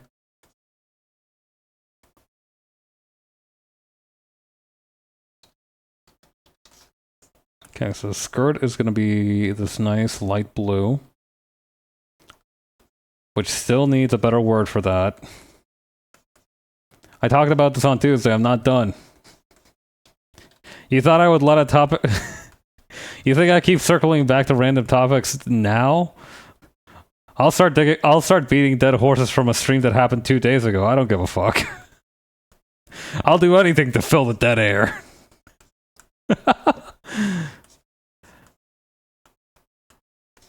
I do wonder if being this talkative does hold me back sometimes. Like, I do recognize that that I do want it to be a strength of mine, that I always have something to say. But that's not always a good thing, I feel. Maybe I can relax just a little bit. Maybe I don't need to be on that 24-hour Yapotron fluent in Japanese ambassador of Yap type business.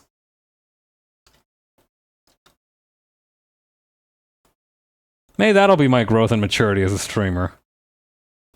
Being able to shut the fuck up.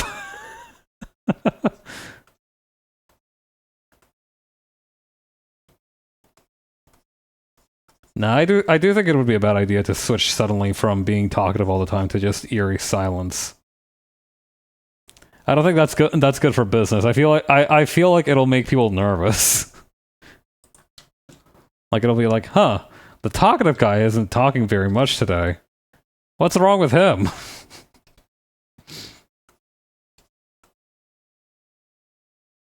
Or some such train of thought.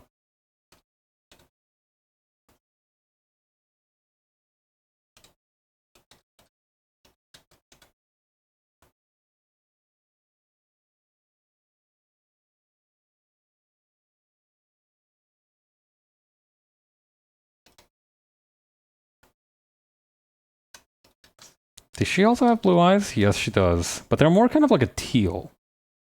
There's like a little bit of green in there.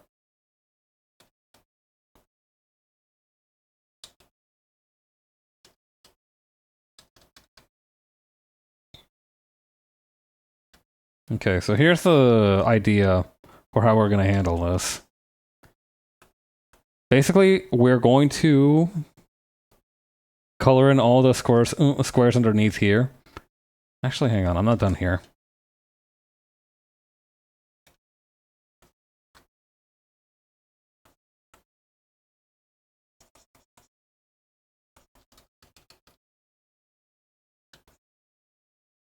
Okay, I'm just gonna grab the colors directly from the poster. We've already established that the copyright law on these is gonna be fucked to begin with. Or actually, you know what we could use? The wash brush. I am working on the wrong layer. Let me try that again.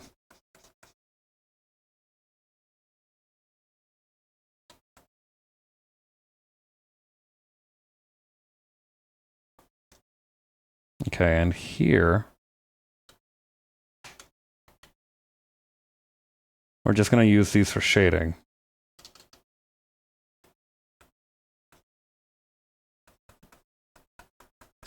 Just a little bit. That way it it stays fresh. Pardon for clearing my throat there. I feel like that was like an alarming amount of throat clearing. I started clearing my throat like an old man, and I think it's kind of concerning the people around me.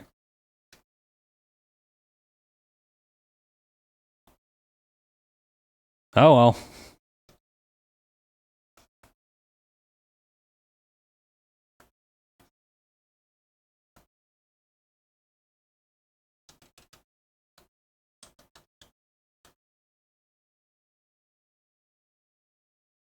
Okay, just a tiny bit here.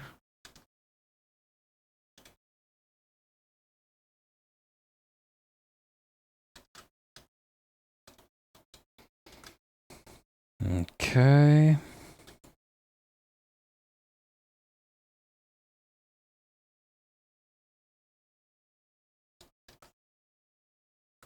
Slightly darker color for this. It is kind of shocking me how well this is working. I don't know, the specific brush texture that I'm using, it gives it like a very nice kind of like charcoal drawing, which fits in really well with the idea that these are like monochrome sketches.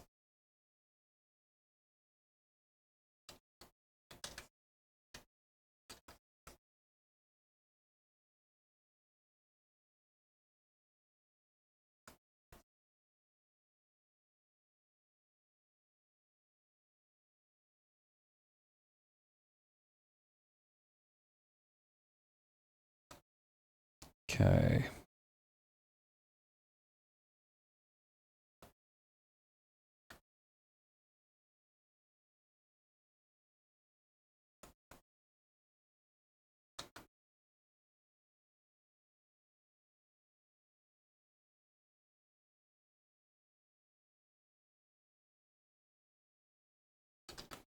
Next up is bright yellow.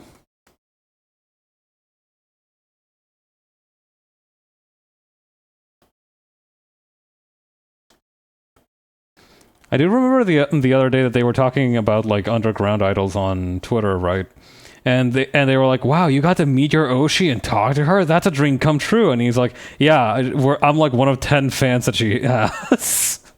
I don't know that that's kind of a really sweet relationship though.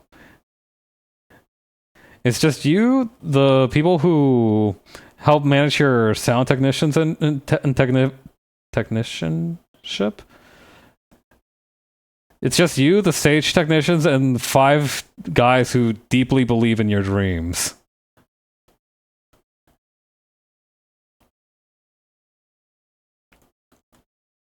That's kind of the relationship that I have with my viewers, which is nice.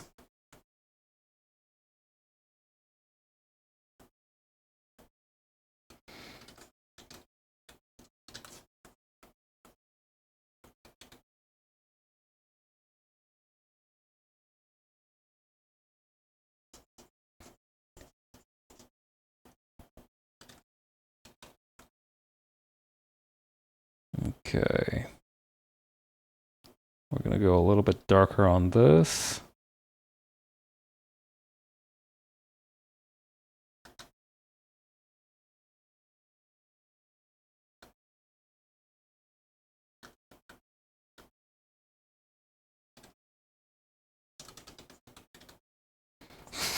Something about this one cracks me up a little.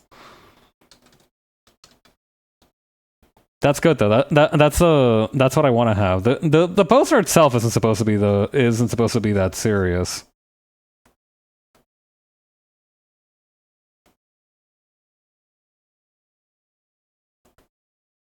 Like I said, I feel like I'm at my best when I get to do like a small self-indulgent joke in 1 or 2 places during the creative process.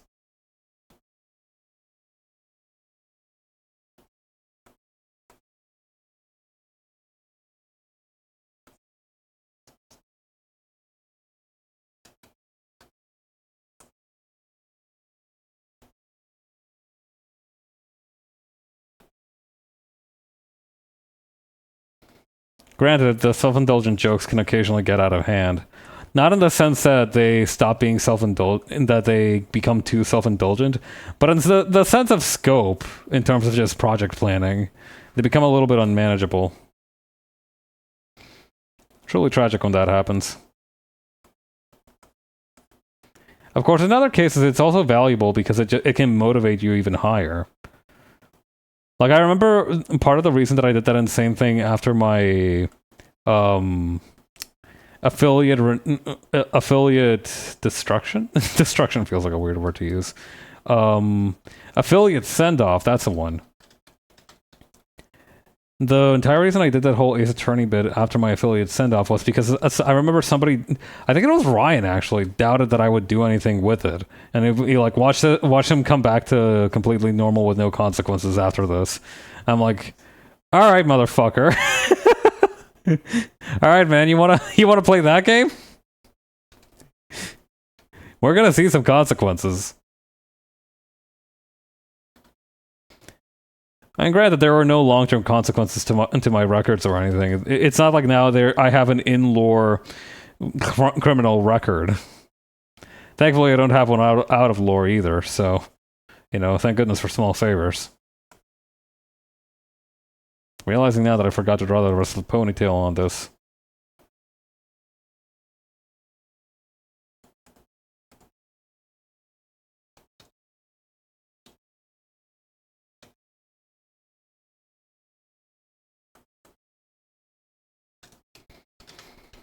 Okay.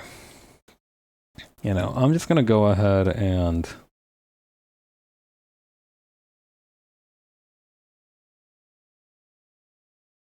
What I could do, actually, hang on. Got an idea.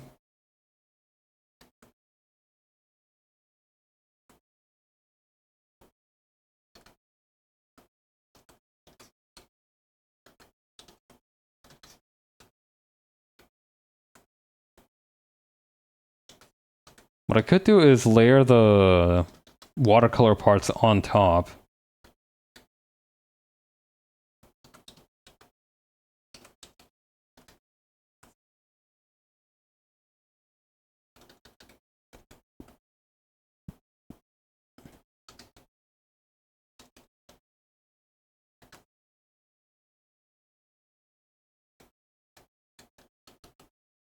Okay, grabbing that.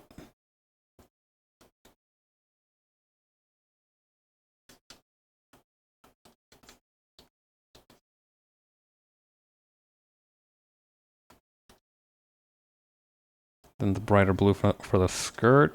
And then we are just going to...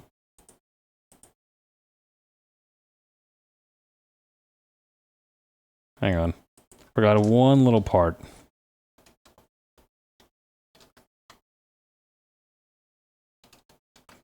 Okay.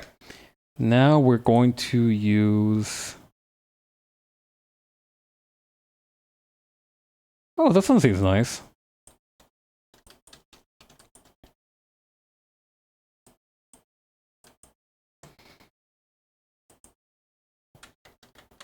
Okay, what was this character's name again? I need to remind myself. Brenda Falsworth. Okay. Big, tall, serif font. We got something like that.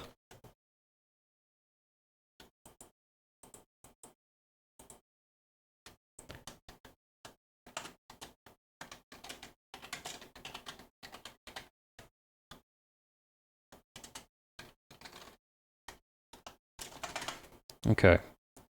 We're just gonna squash and stretch that. Maybe slightly darker font.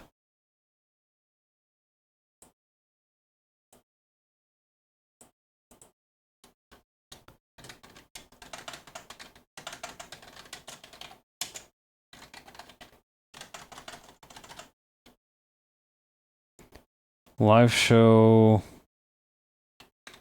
at Paragon Arena. I think that's the name that I used for... Hang on. What was the name that I used for the stadium where I put these anniversary art?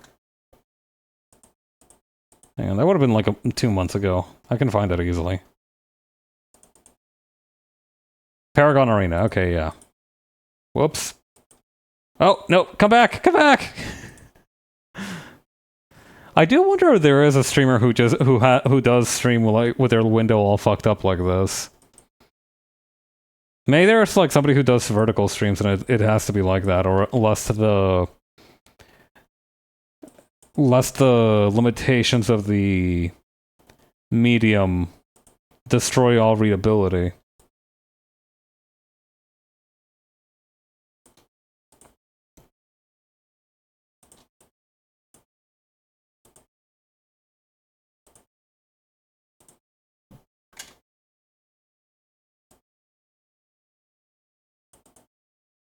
Okay, and then we're just going to paint that white. Okay. And then we can just copy and paste that, merge the selected layers, and... Uh-oh. Hang on, we have to do a Taylor Swift indectomy. There we go. Okay, now we merge the selected layers. And is that gonna fit on the paper? I might need to make the paper taller. I feel like that's maybe the easiest solution, is to just make the paper taller.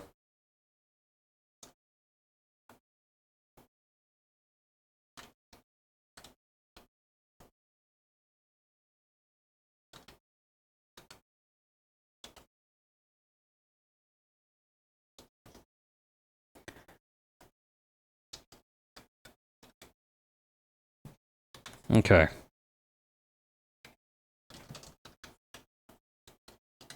Here's the game plan. We apply a mask on this layer, untick this box, which makes us able to transform the content of the layer without affecting the mask. And first we're going to just kind of tweak it like so.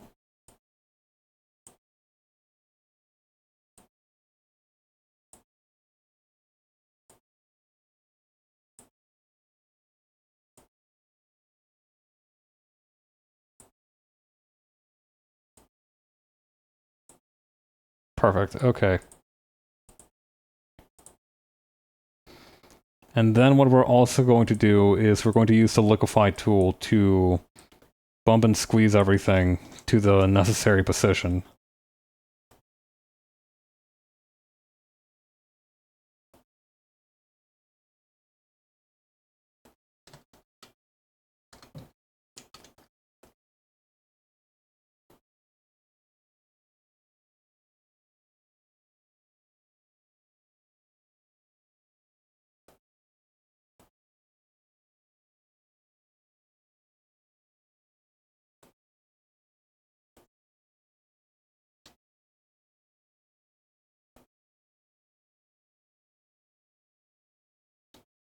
Okay.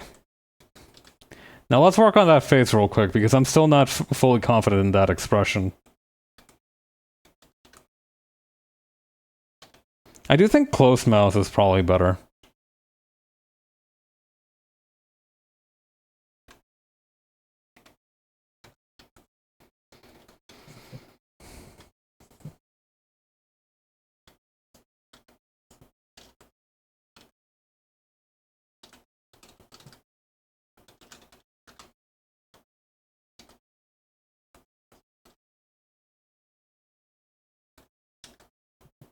Need to tweak this left eye a little bit real quick.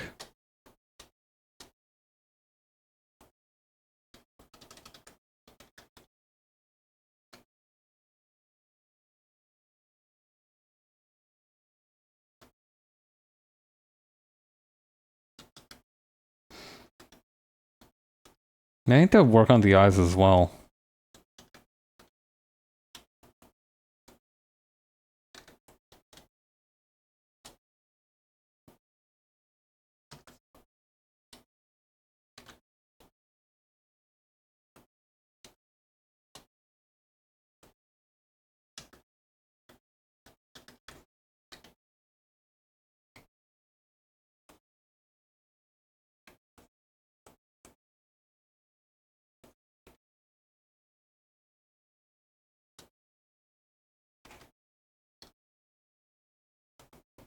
Yeah, I think we need to start from the nose.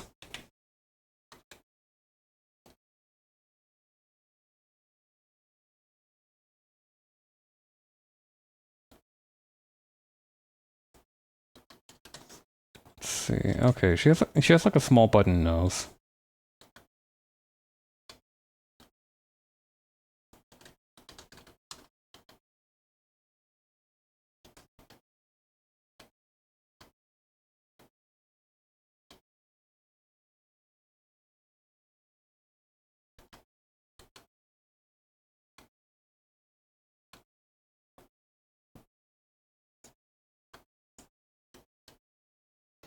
I don't know how to draw this without her looking like that one picture of like a dude with blue how people with blue eyes stare at you.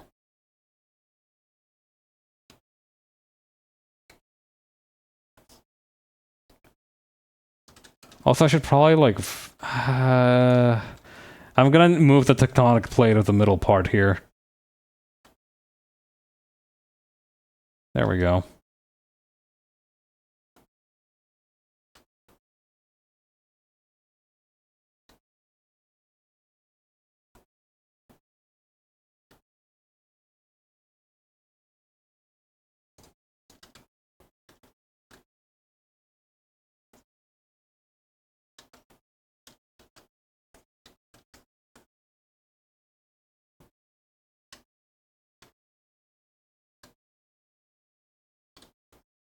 The antenna might be throwing me off.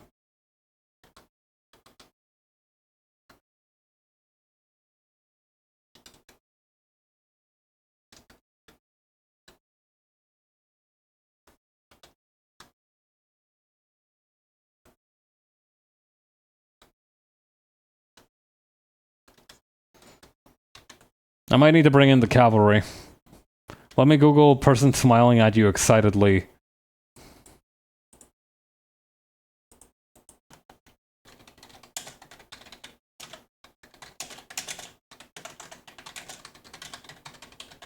Please God, let there be very little or no AI. Please God, let there be very little or no AI. Okay, I don't think this is AI, but that's still terrifying. Hang on. I realize that my web browser source isn't up. That's a little terrifying, huh?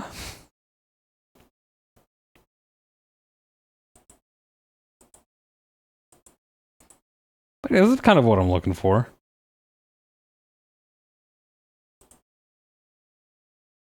This one's a little bit too much. Okay, let's just kind of... I'm gonna use this one as a reference.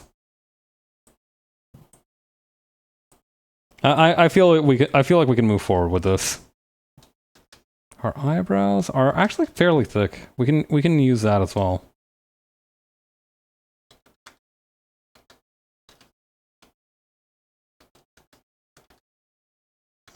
Actually, I'm just gonna bring this whole thing down a little bit. And by thing, I mean her hairline.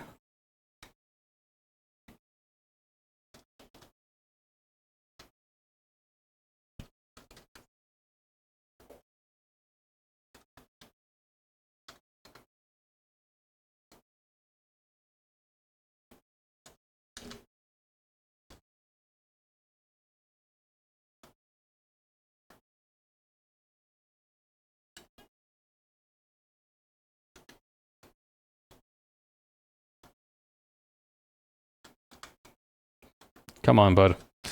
You can draw a line. I know you've done it hundreds of times before.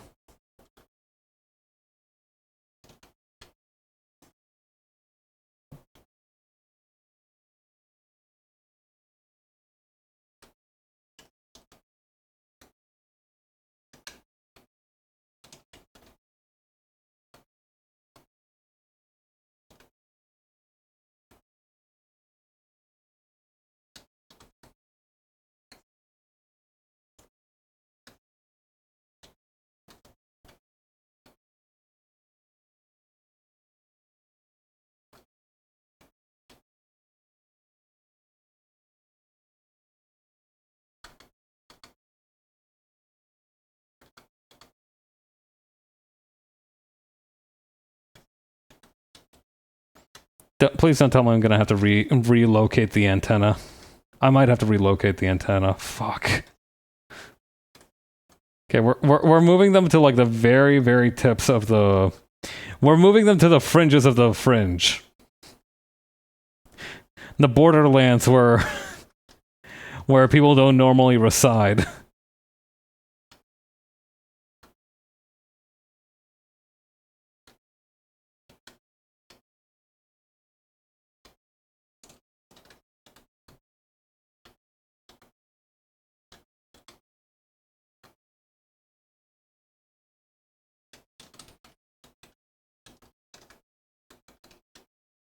Okay, I feel like it's coming together.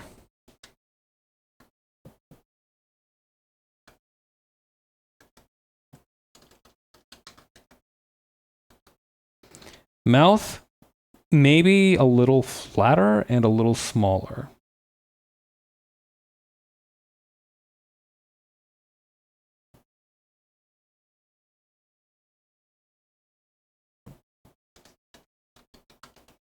Eyes, maybe just a little bit more centered like this.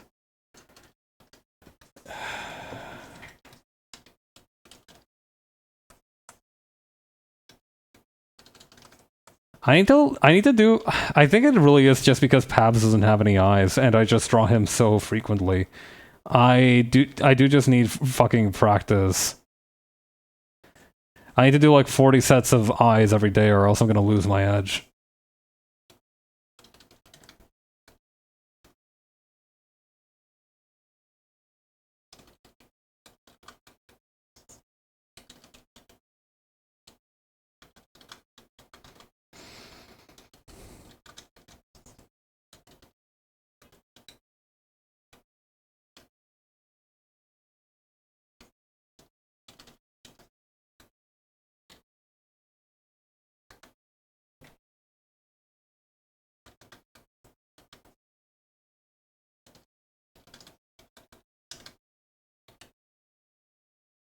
Okay, now we just need to rework and reposition this.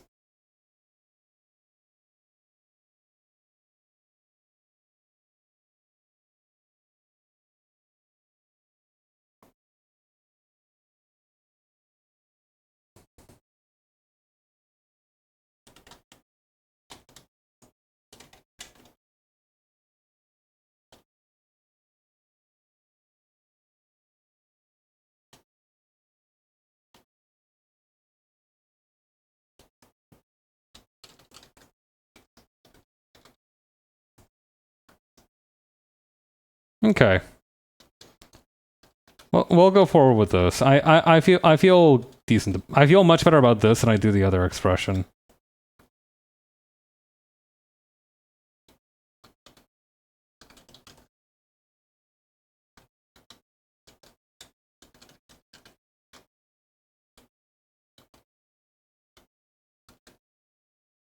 Maybe making the mouth less wide? And I bet flipping the canvas is going to help a lot. Okay, the eyes seem fine. The mouth, I think I see what's wrong with the mouth now. Needs a little bit more curvature on this side. A little bit less on this side.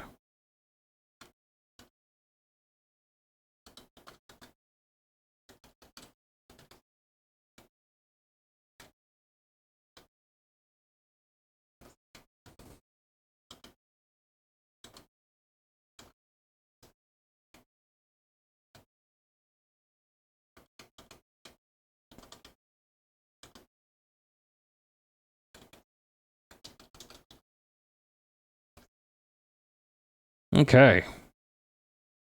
How do I unflip this? Right, okay. Yeah, I guess we're ready to go into the coloring stage.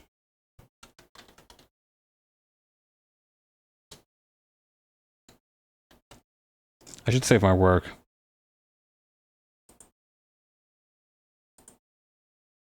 Okay, it's gonna be...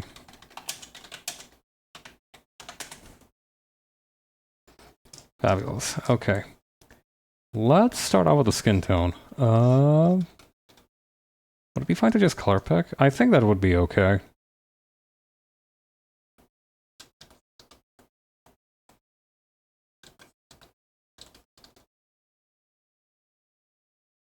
Oh, wait, actually, I forgot to do the thing. Let's use this.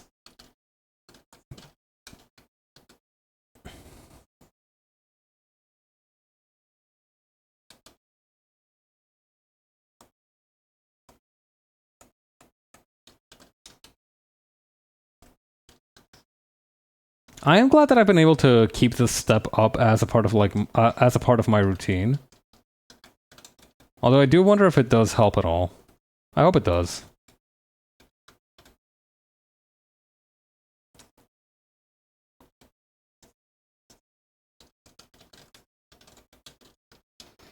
Okay. I think this should be fine.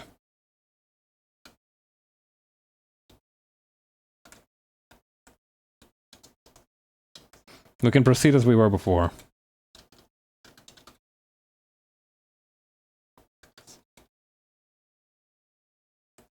With minimal adjustments here and there.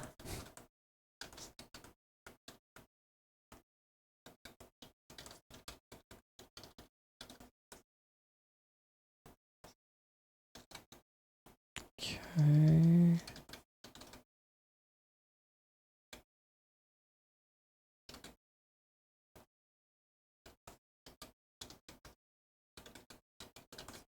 I noticed the sclera of the eyes is influenced just a little bit by the tone of the skin, so I'm just gonna go ahead and make the sclera not fully white here.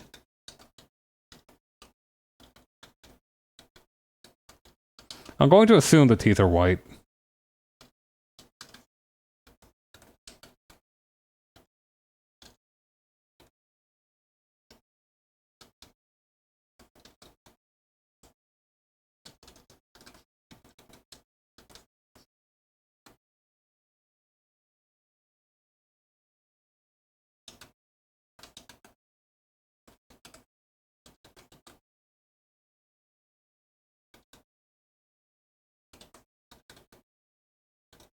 Oh yeah, I guess this would be this area here would be transparent, huh?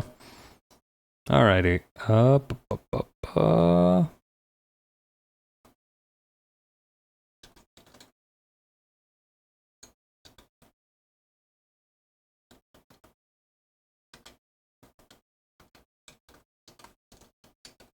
This would lead into the skirt.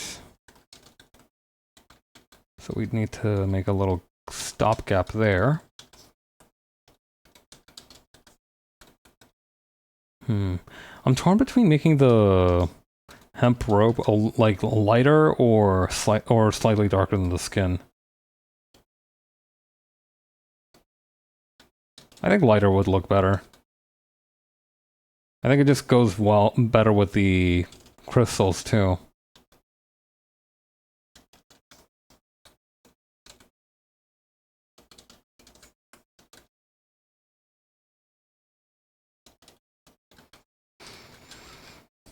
Okay, the belt decorations. Or were those supposed to be buttons? Oh, snap. I thought they were like stones. Fuck it. We ball. I do think that making them stones like this does help a little bit more with the idea that it's... I don't know, there's since it's supposed to be like a post-apocalypse, it creates a more cohesive theme with that, and maybe with the hemp being the one that connects the stones down here too. I think that could work.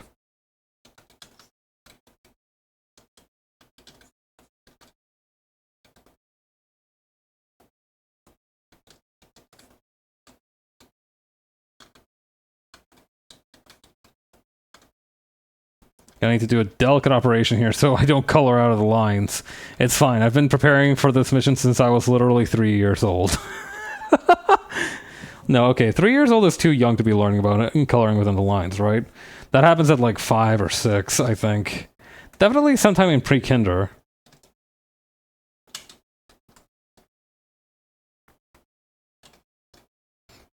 At least I imagine. I don't know a thing about raising children, so I could be completely wrong for all I know.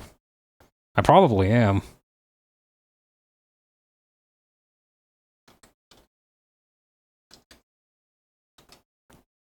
I generally just assume that the sooner a baby learns something, the better, and I don't really have a good reference point for, like, what's normal in terms of, like, baby development.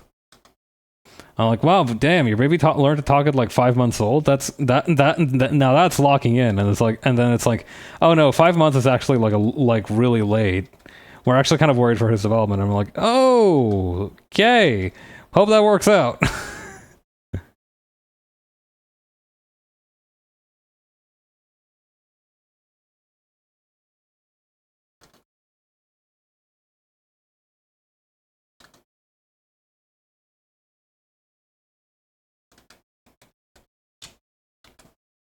So it's always a little awkward.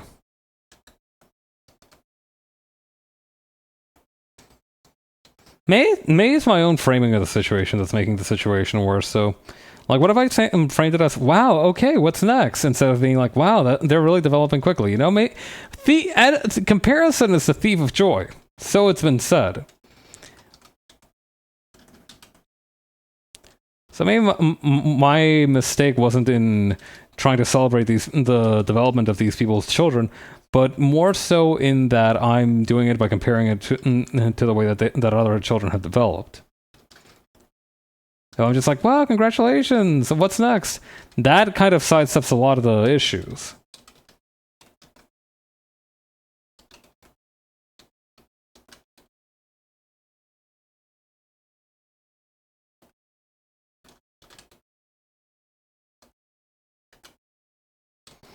I gotta make her tongue blue. IDGAF.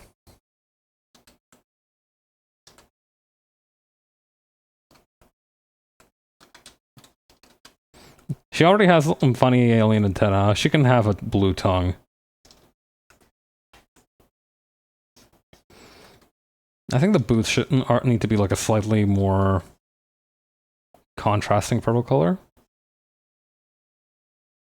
But that's about it.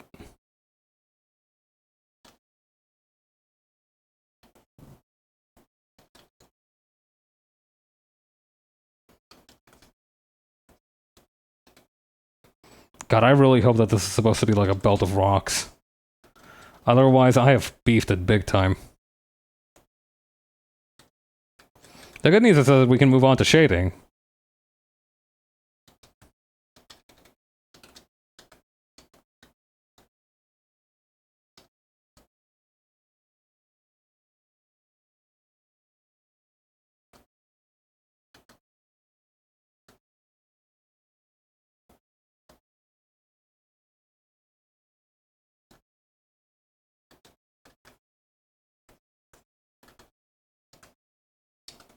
I'm just going to darken the whole part down here.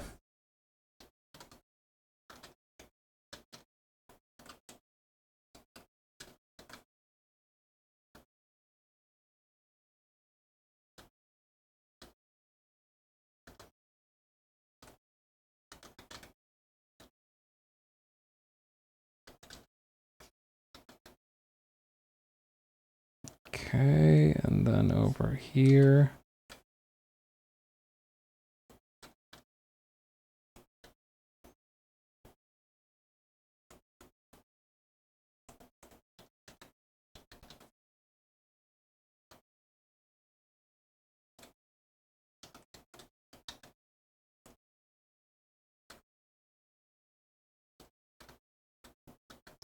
I should give her collarbones. She has antenna, but she probably also has collarbones.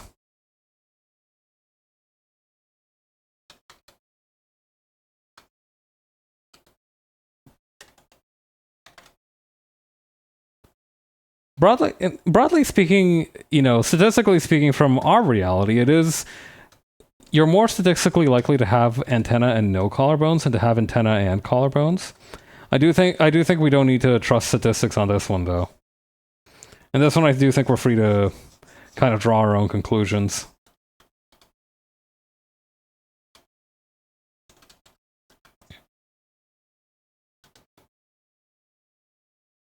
You know, we don't always need to be serious and shit about the physiological consequences of having antenna. I mean, some people just have antenna. That's fine. No need to make a big fuss about it.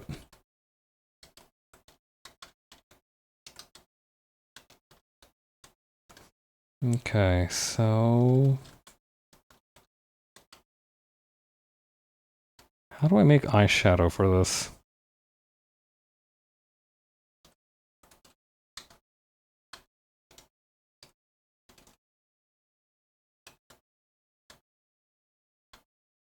Maybe with a soft eraser a little bit.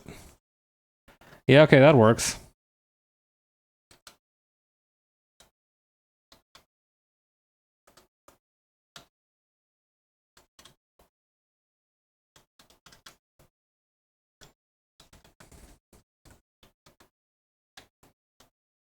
Just a small gradient from the bottom to the top. And then Using the soft erase right around the mouth.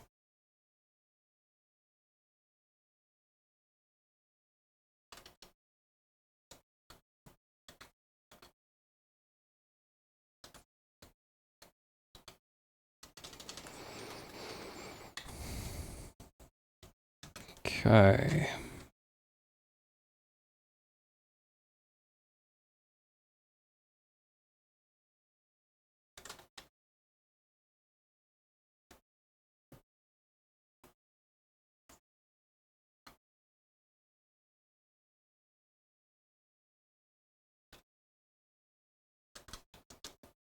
Okay, and then right here we are going to do a funny little thing in order to simulate the arm depth, in that we're just going to do a gradient kind of at each step of the joints. Like so. And then one more time.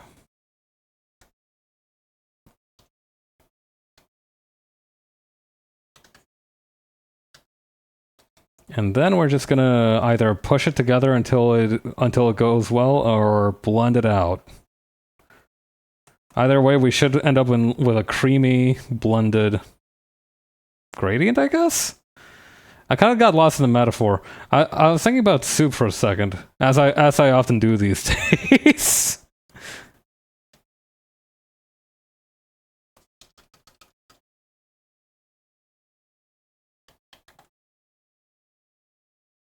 I don't know how I feel about, like, I feel like a soup poser because I've made like soups twice, and all of a sudden I'm talking about soups 24/7. Maybe it does grip you that quickly. I don't know. I'm not a soup expert yet. I don't know if it really is just like that honeymoon period that really grabs you.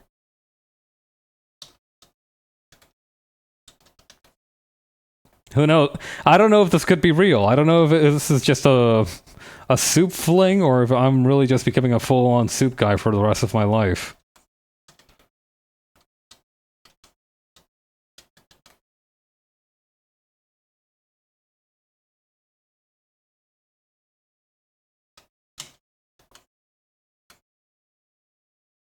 I want to change the color of the top.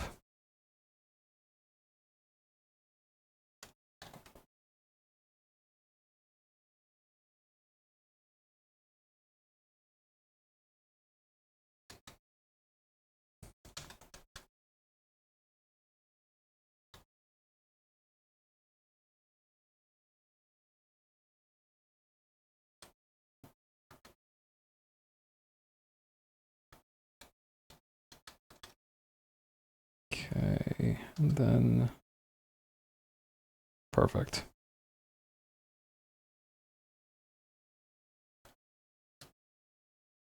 How are we doing for time? We'll finish this with a little bit of time to spare. I lied to myself. Well, no, we'll definitely finish in before the deadline to submit a tax. Like I said, that's at noon tomorrow, and I don't anticipate this taking that long unless I suddenly have another wildly, poorly scoped and unplanned idea that ends up being really funny.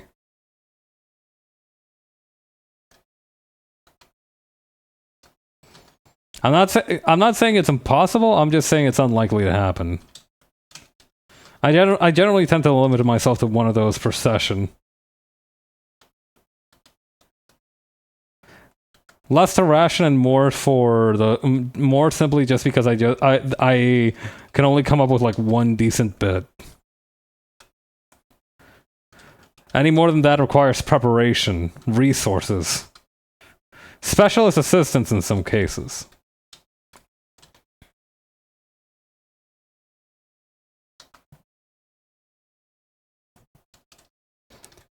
Shout out to my friend Jackie, who, when I first got myself a Blue Sky account, I did that bit where it's like, wait, so I only literally have one follower now? Hi Jackie. Hey, girl.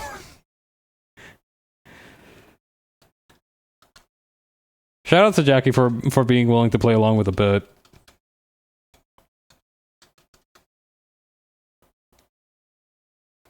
I do really like that she used almost like this yellowish tone for the...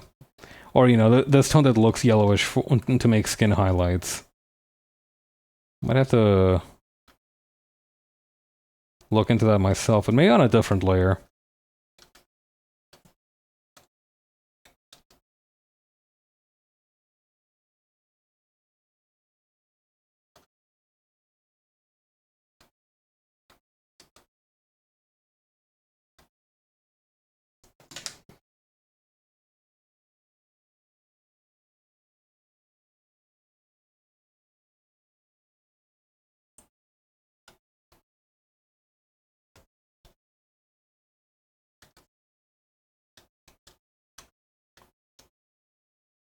I do think I should switch the rope on the belt to just something darker.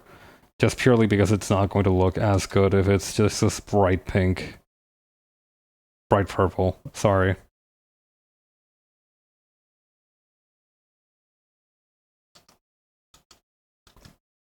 I don't know though, that risks that area becoming too dark, but I don't know what other color I would use besides that. Maybe a blue? Ooh, that actually meshes pretty nice. Let's use that.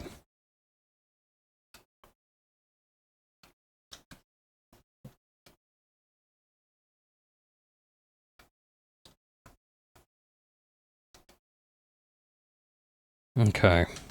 Let me think here. I guess we should do the stones next.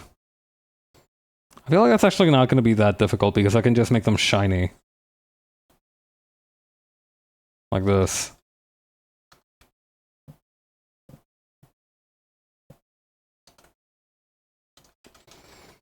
I do resent a little bit that they have the Xbox logo on them, kinda. So I feel like it would be good to obscure that.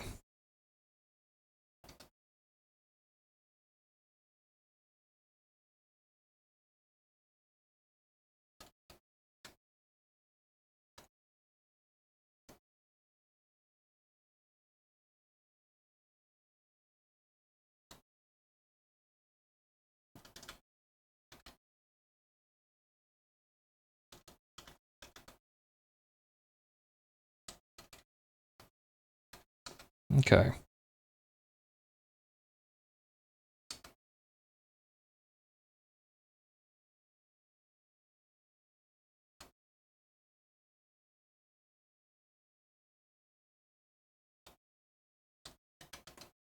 Just gotta carefully apply the shadows. And by carefully, I mean using a machine automated tool that that detects. Actually, how would you even teach the fill bucket tool how to do what it does? Mysterious creature.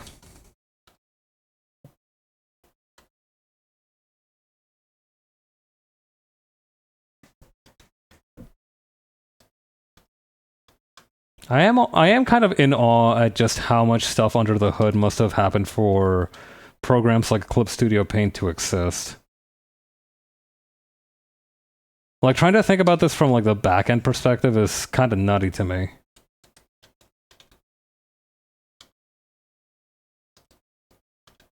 I don't know, I do see a lot of games incorporate a very basic art program in a lot of what they do, right? Like, every so often you'll have a game like Drawn to Life or something that it uses it more heavily, but a lot of games actually do have the ability to just draw tiny little fun things for fun and just feature them in the engine.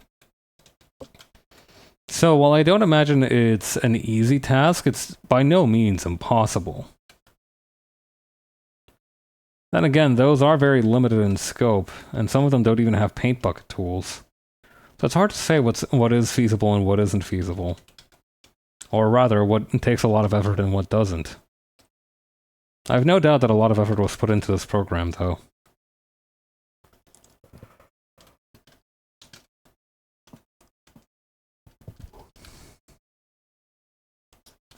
For as much as they charge for the monthly subscription, I hope the developers are seeing some of that dosh. Thankfully, my boomer ass still uses the pay once and use it forever model.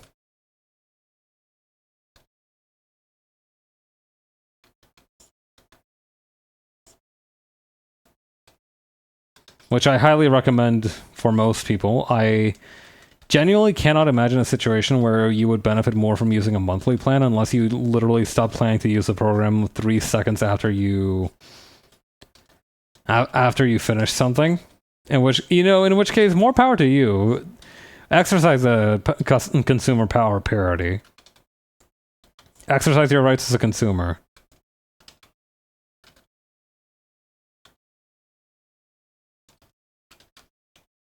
But yeah, in most cases, I do imagine that most people are looking for a permanent program. I mean, coming to think of it, that's kind of what I did with Live 2D. I bought the full version for a few months, and then eventually I was like, alright, I'm done with this. And then I just unsubbed. And the process was very easy.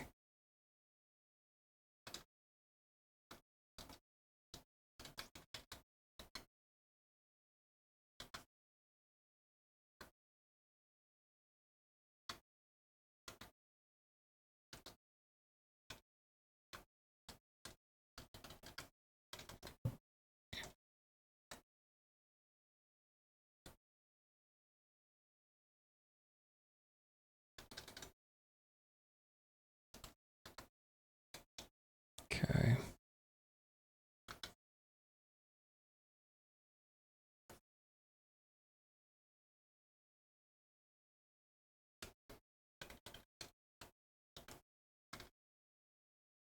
What I'm gonna try and do here is... Hang on.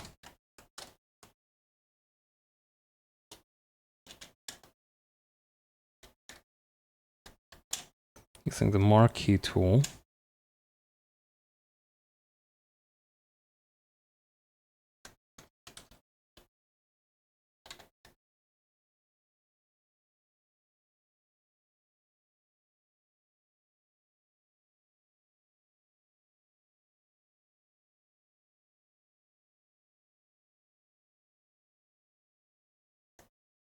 Okay, and I'm just gonna use a slight gradient over here. No. Maybe from the bottom like this? No, that looks even weirder. I guess I could just do something like this.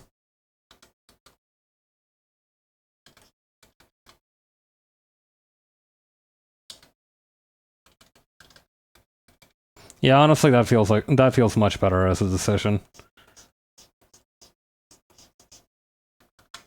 Although maybe with a slightly less aggressive shadow. So maybe something like this.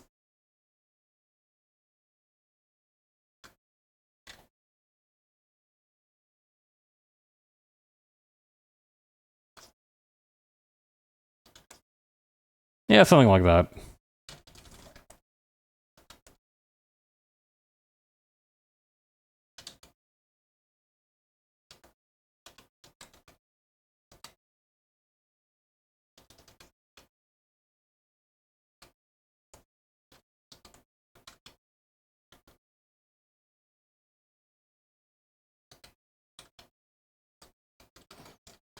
Okay.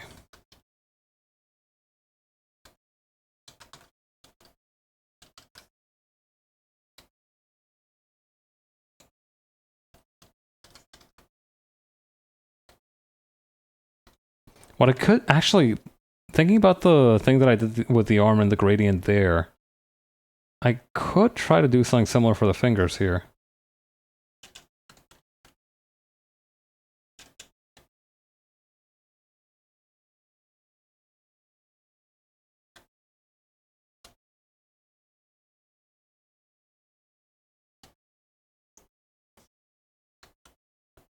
Okay. Yeah, this is working. This is working. Maybe a little bit more subtle on this side, though.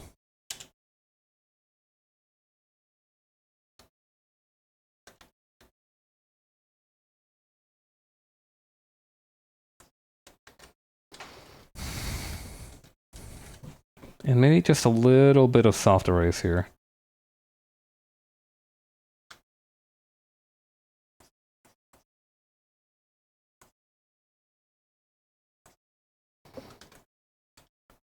Really bugging me that she doesn't have nails. I'm gonna...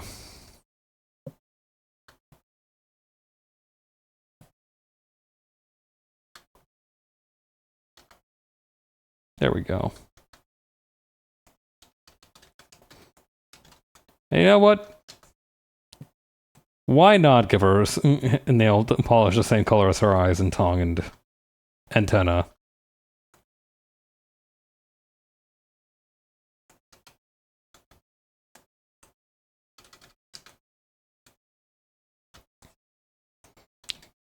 Let's do that for these fingers too.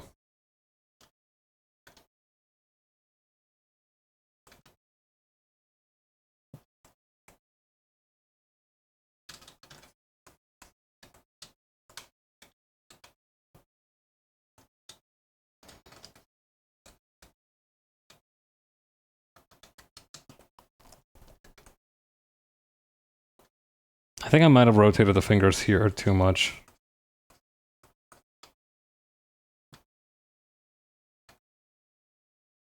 Maybe just a little bit of a turn would have been sufficient.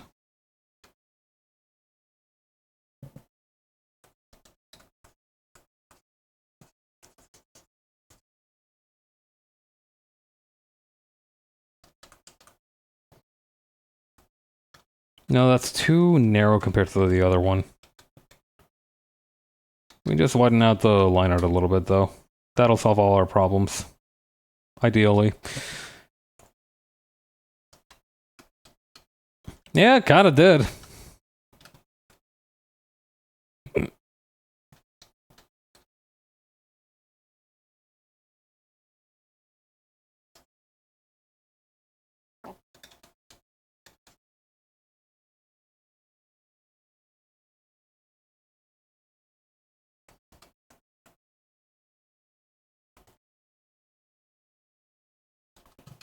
Alright, perfect. Okay, we've done the skin. We've kind of done the skirt. I guess next up would be the shoes.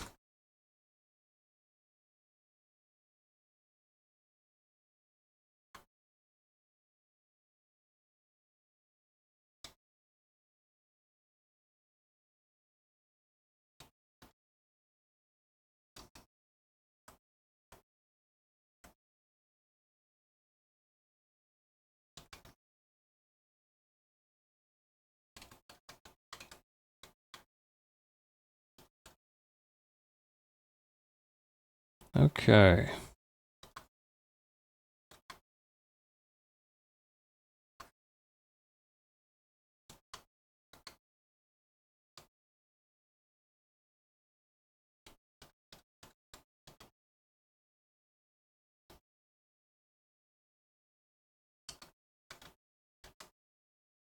Maybe I do need some kind of middle ground shadow color for the shoes.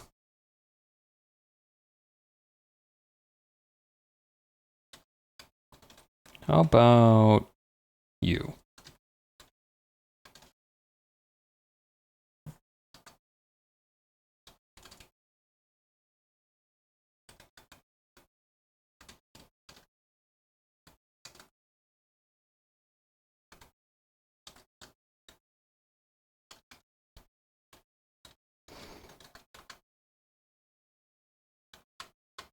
No, it needs to be more subtle than that to make the highlight.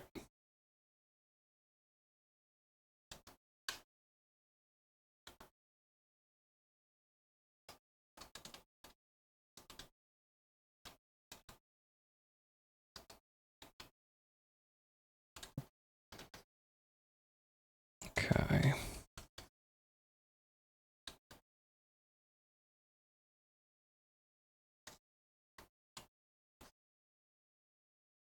I really like the color that the artist used for the top of the skirt here, so I'm gonna borrow that.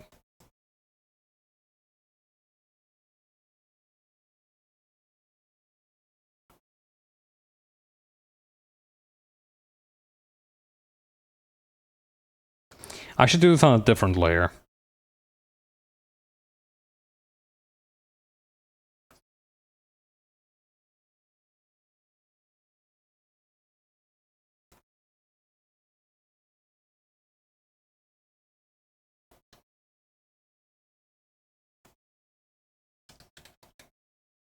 Okay, we gotta blend these out.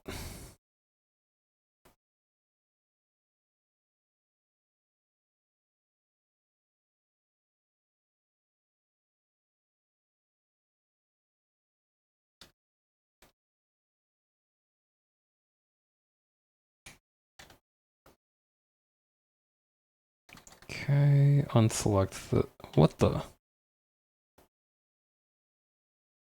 There we go.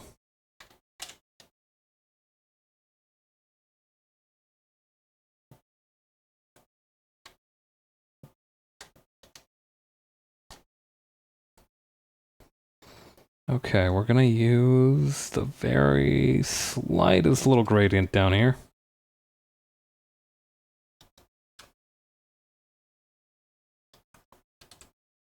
Lovely.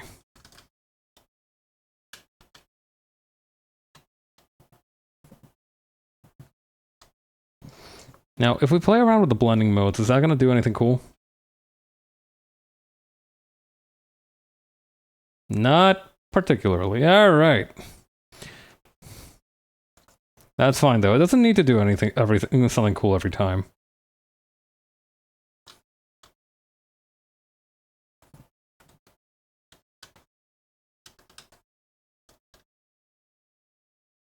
Okay.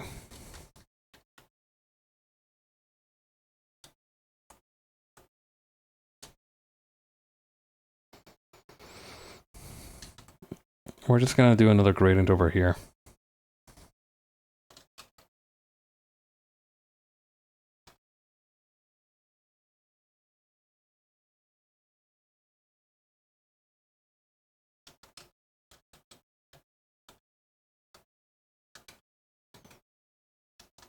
Something like this, and then at the very bottommost part here.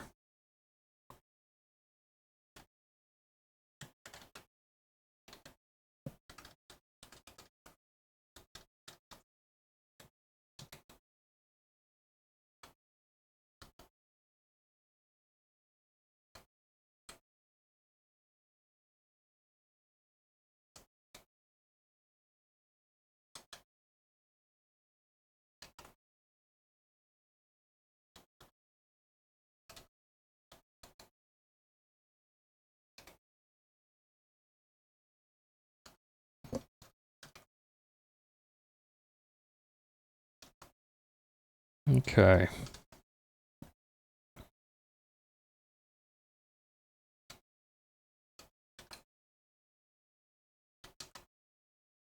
Wait, what? Oh, I'm on the wrong layer, that's why.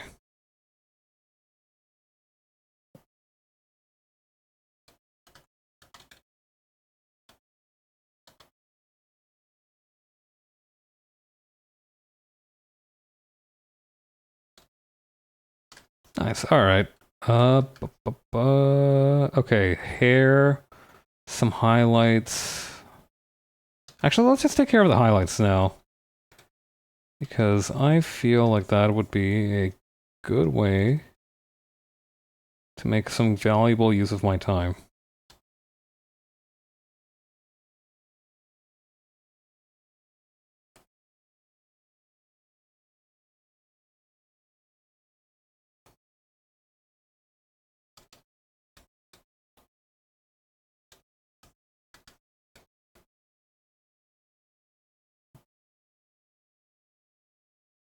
I wonder if there's a good texture we could use for this. All these are like rough texture, so it's not really...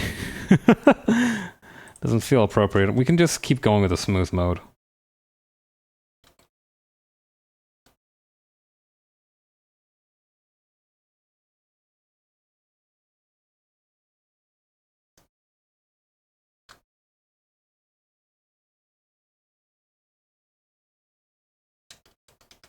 Honestly, that seems to be working really good.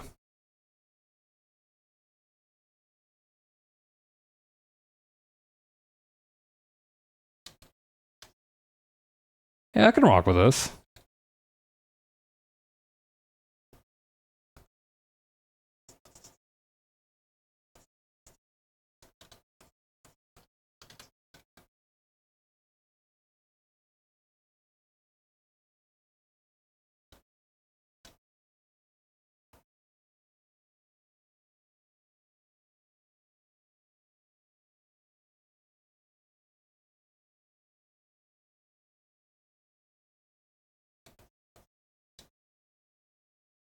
Okay.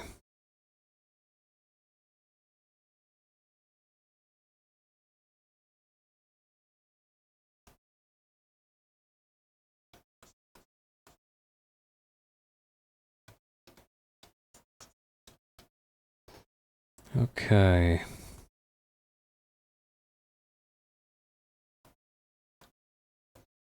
One on each knuckle. This is how we do it. Oh god, that looks really good actually. I did this as a bit just because I like martial arts, but that looks really good. Let's go. I love it when things work out for me for no reason. That seems to be how I've gotten by through like 80% of my life, so what's another 0.25%?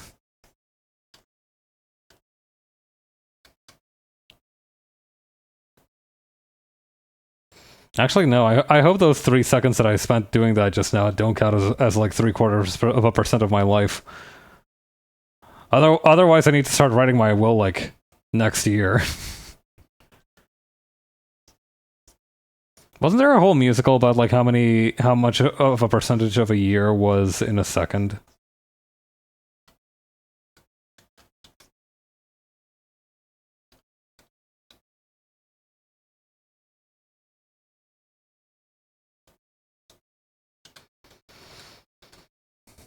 And, you know, just because I'm feeling a little saucy, a little bit on the forehead.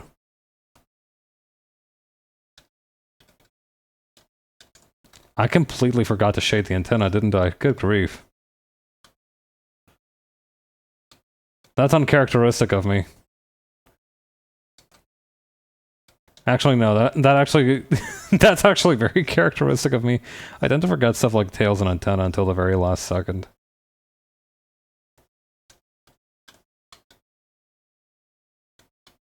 But usually that comes in the line art phase, not really in the coloring phase. By the coloring phase, I've either usually locked in or completely forgotten about it, and then I'm like, by the end of it, I'm like, ah, another job well done. Where's the tail?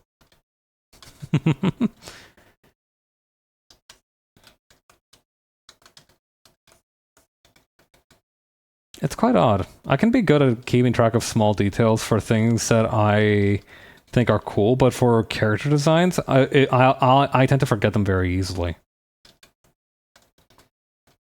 That's almost kind of like my philosophy for character design, is just draw a design that you like, and then like, whenever you draw it, don't refer back to the original sketch. Just kind of keep thinking, okay, what did I actually like about the outfit? Okay, right, the most memorable thing about it was this thing, and this thing. And, you know, over time, it becomes like this leaner process until you have, like, 2 or 3 elements that you absolutely need to have. Instead of, like, what feels like a huge checklist of different traits and whatchamacallits.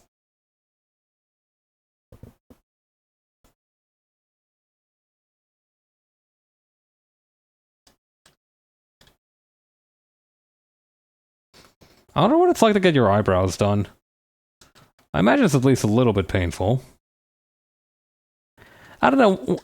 Half of the stuff that happens in, like, skincare, like, for skincare purposes, seems like it feels really good. I've read descriptions for some of them, and it's like, oh, it actually feels kind of tingly and nice. And I'm like, oh, that's nice. And then I'm reading the descriptions for other ones, and it's like, you're going to feel like you want to die, but trust me, it's worth it. I'm like, no. What? What do you mean? I guess.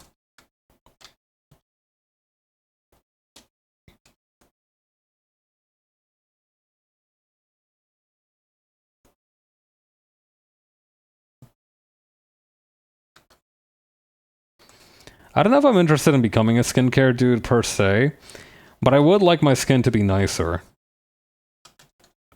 The problem is I feel like I don't have a lot of the gumption that it takes to commit to having nice skin. Like, for example, you know, you need to cut down on your sugars because that can help acne break out more easily. And I'm like, whew, gonna need some help with step 1 already. It is kind of a bummer that you can't just product your way out of it. Like, you can't just keep applying cremes until you eventually... until, like, like, like you're some kind of Dark Souls boss just applying embers. Or resins, rather. I don't know. I don't know anything about FromSoft games. I shouldn't even try to front.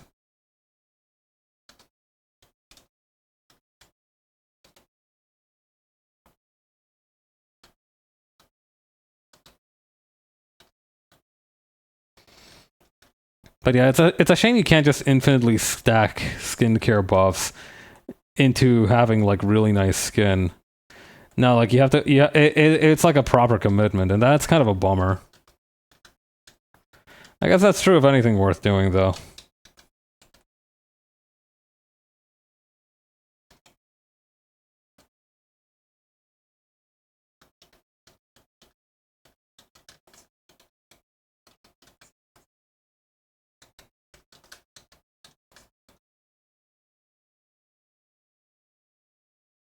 Okay.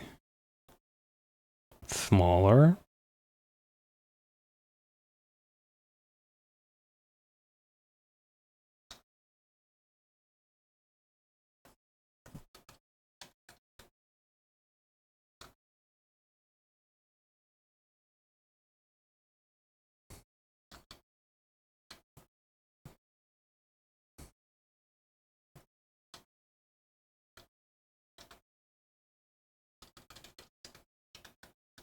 Okay.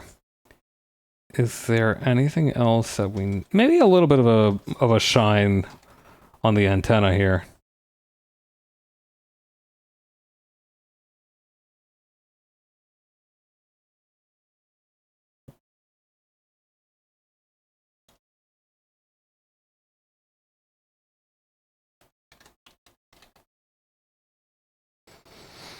Yeah, I think that looks pretty well in place.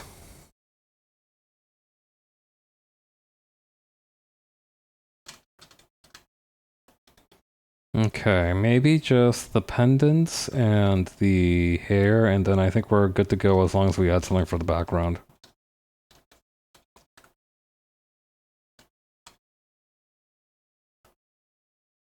Hang on. Real quick, I just have to add something here.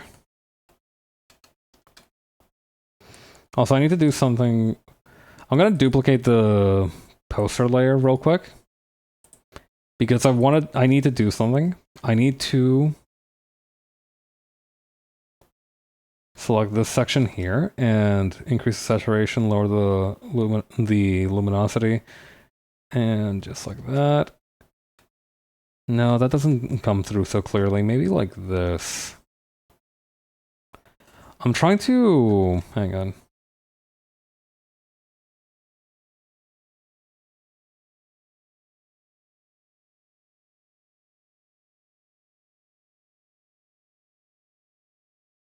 Like that. There we go. That at least looks like there is a shadow to it, which I think is better than nothing. Speaking of shadows for the paper, I'm going to add a few more here.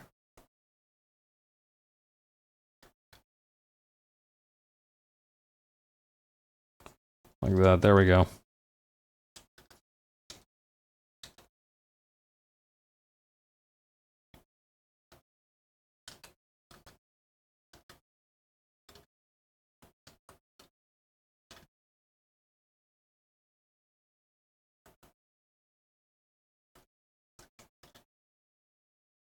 I do think adding this kind of texture to the hemp rope does add a nice little... does also like help it to not stand out so much against the skin. Like there's good contrast and there's bad contrast. And I think this is lighting it closer towards good contrast.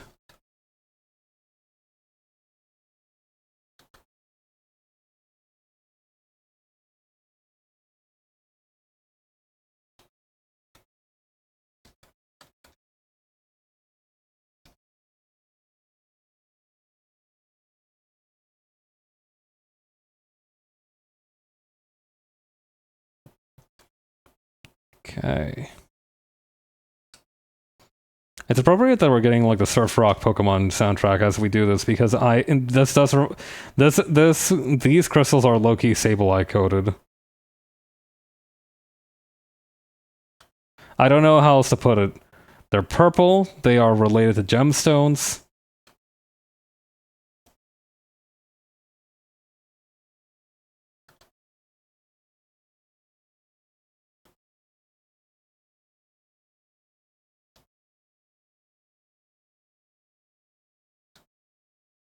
Okay, nice.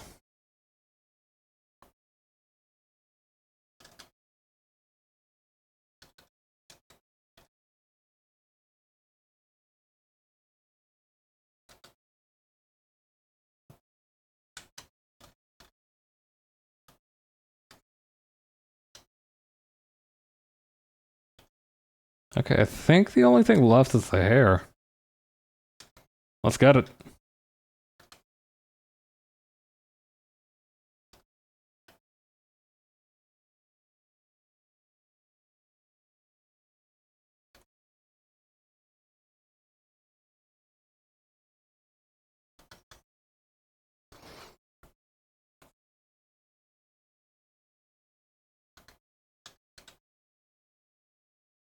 Okay, like that.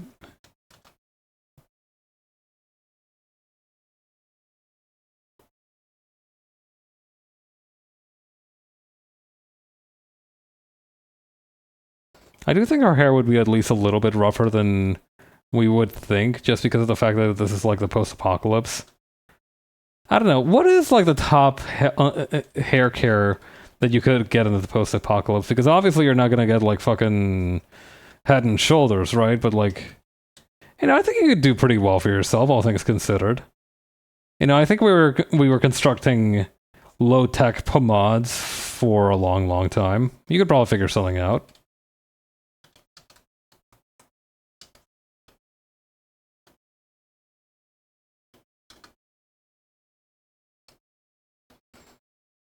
I don't know. I feel like if you showed a knight a picture of some dude with a mohawk, I think the little visor on their helmets would like flip upward and they'd be like, "Holy shit, that looks awesome." I don't know. I think like knights in general would be the ones who rock heaviest with heavy metal culture and like punk aesthetics, weirdly enough. That or the Langsnisht.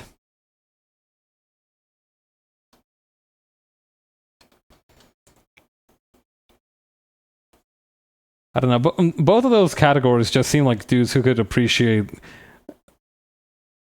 good grooming and being able to look dope as hell.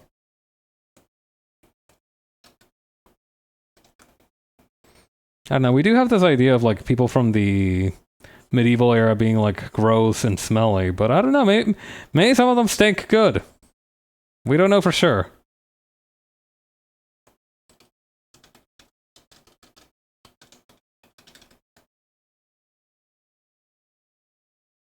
I don't know. Maybe one dude just like ended up rolling through a field of daisies on the way to his workplace every day.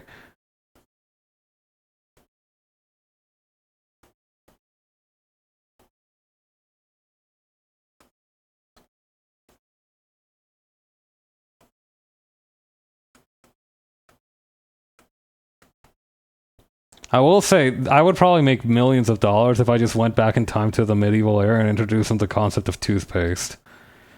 I don't know. I do think they would rock heavy with that.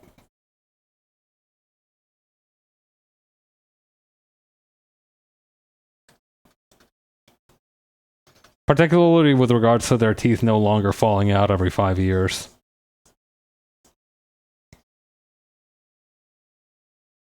If I introduced them to flossing, I think they would lose their shit though. I do think if I told the king, yeah, no, you have to do this annoying little thing every day so that your teeth grow strong and healthy. I think they would burn me at the stake a little bit. They would be tempted to do so at least. Conversations like this are why I'm not allowed to have a time machine. I feel like you know, obviously nobody should have a time machine, especially one that travels to the past. But I feel like for me, especially, it like the people who are in charge of giving others time machines are like hearing this and I'm being like, yeah, no, I don't think he's gonna be cool, guys. I don't know. I'm sorry.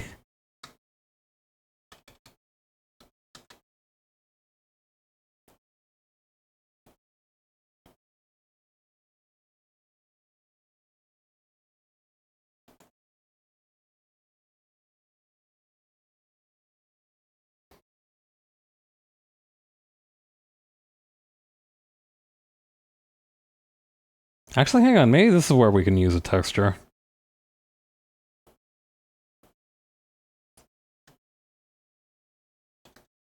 No, that's horizontal. That's not gonna work.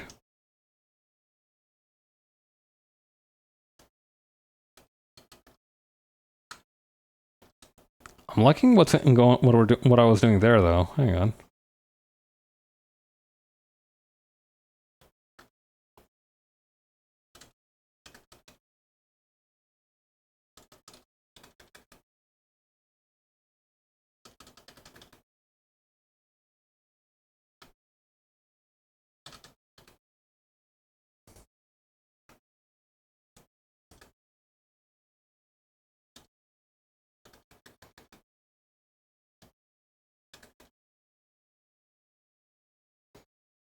Okay, and then maybe just a tiny little bit more of a highlight right here. Right where it counts.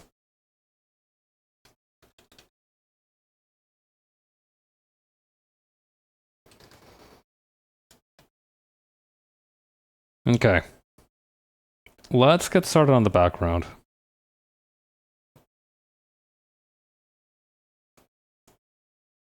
So I'm thinking like a kind of creamy orange. What's with that line over there? What are you? What's your deal?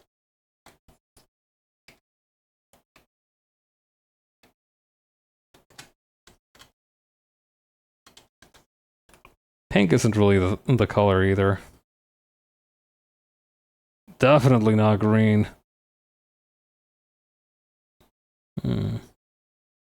Kind of liking this beige though. Okay, and then just grab the ellipse tool. Create a field out from where she's standing. And then on a separate layer,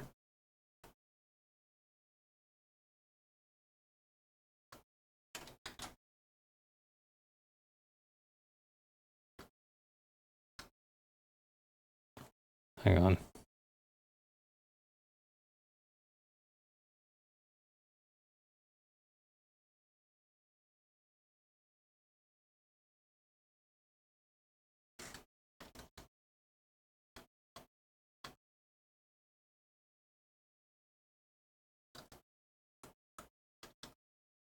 And then we're just gonna blur this part here.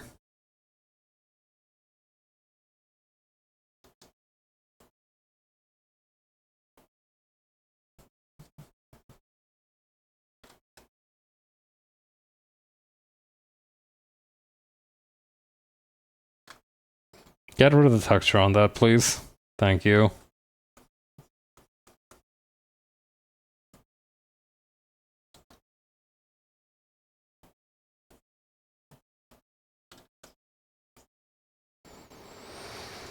Yeah, okay, I think... Oh, snap. No, I did forget something, actually. I forgot that she's got two armbands on the left arm. See what I mean? I was talking about this just earlier! That's fine. Those are gonna be super easy to work out, though.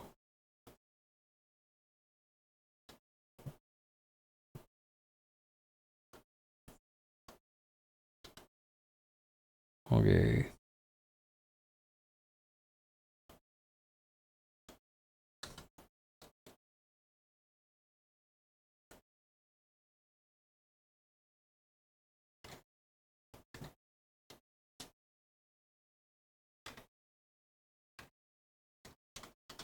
You know, I think I know what I need to do here.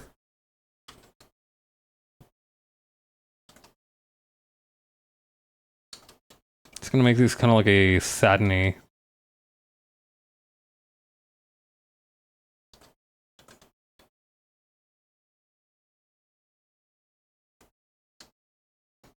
Thing. Just a few little scratches on either direction to have the light diffracting.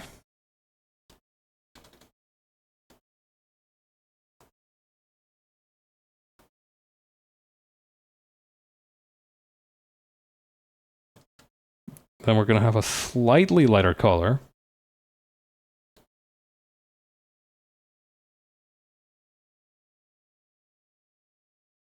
That's going to come in right around here and here.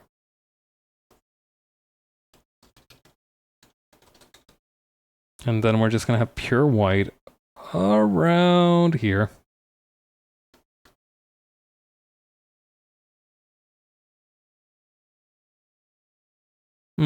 Pure white's kind of pushing it, actually. That's better.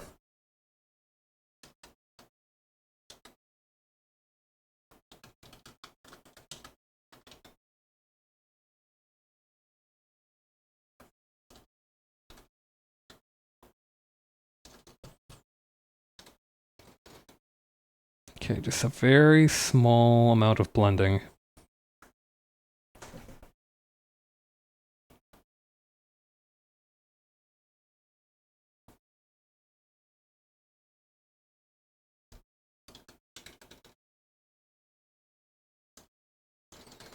Okay, now I think we're good. Let me just put my name on this piece, and we can all say our goodbyes to Art Fight, I guess.